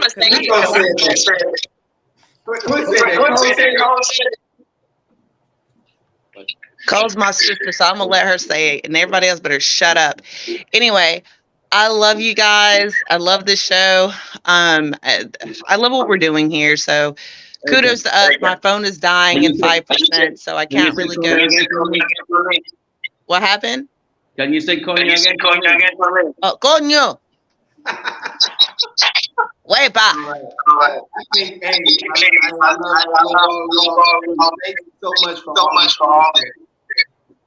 We got an echo again, but I want to say thank y'all so much for everything. The 33, 35 people that's on right now. CA, thank you so much for the donation. Who else was donating a lot today, Cole? It was I know Carl, and it was, what's the other guy? You're on mute, Cole. Patrick, thank you so much, brother. No, all right, say he wants y'all on a better live. He want the men on a better live. So he want me and Nikki off. I see what you're saying, all right. Yeah. Cole, you got the floor, and then we're gonna wrap it up, Cole. Now, I ain't gonna say too much because Ari don't want to hear me talk. So y'all go ahead. I'm gonna let the men be quiet. I'm gonna be quiet and let the men talk. Oh, man. Go ahead, Cole. You got it. Y'all got it. Hey, they want you to come back, Mr. Armando. Anytime. I loved it. Hey. Even Rico, you like Rico? Yeah. I hope to see you soon, Rico, when you come to Dominican. He can't hear. His hearing aid, my battery probably went dead. Yeah. For sure. No, I was. Troy, that's Troy. I ain't coming to Santo Domingo. Yeah. Coming to Santo Domingo. Hey, yo, tell I need an apartment in Santo Domingo though. Armando got to talk. I'm looking for an apartment in Santo Domingo. Troy wants an apartment. He wants. I'm here to help, man. Okay. You just call me, John, to give you my number, and I'm all yours. I'm looking for a penthouse in Piantini. Look out for your boy. Oh yeah, Piantini. Yeah. Hey y'all, take care. Rico, thanks. Rico on mute. Unmute Rico, somebody. Oh, go ahead. Go ahead, Rico. What? I just wanted to tell y'all thank you. Great job, Rico. Thanks for stepping in when I had my little emergency. All right. Well, take care of your business, and I'll talk to you on the back end. Talk to you tomorrow. Love y'all. Yeah, keep them people safe on that side of the river. Oh, good kids. All right. Yeah, go pick them up. Don't send them Ubers. Go pick them up when they need help. If they take their ass back across the river, send the Uber, send the Moto Concho. Shout out to the Moto. I'm with Troy. I'm not going back over there twice. Hey, so we got another super chat. So we're gonna put you on the Moto. Come on.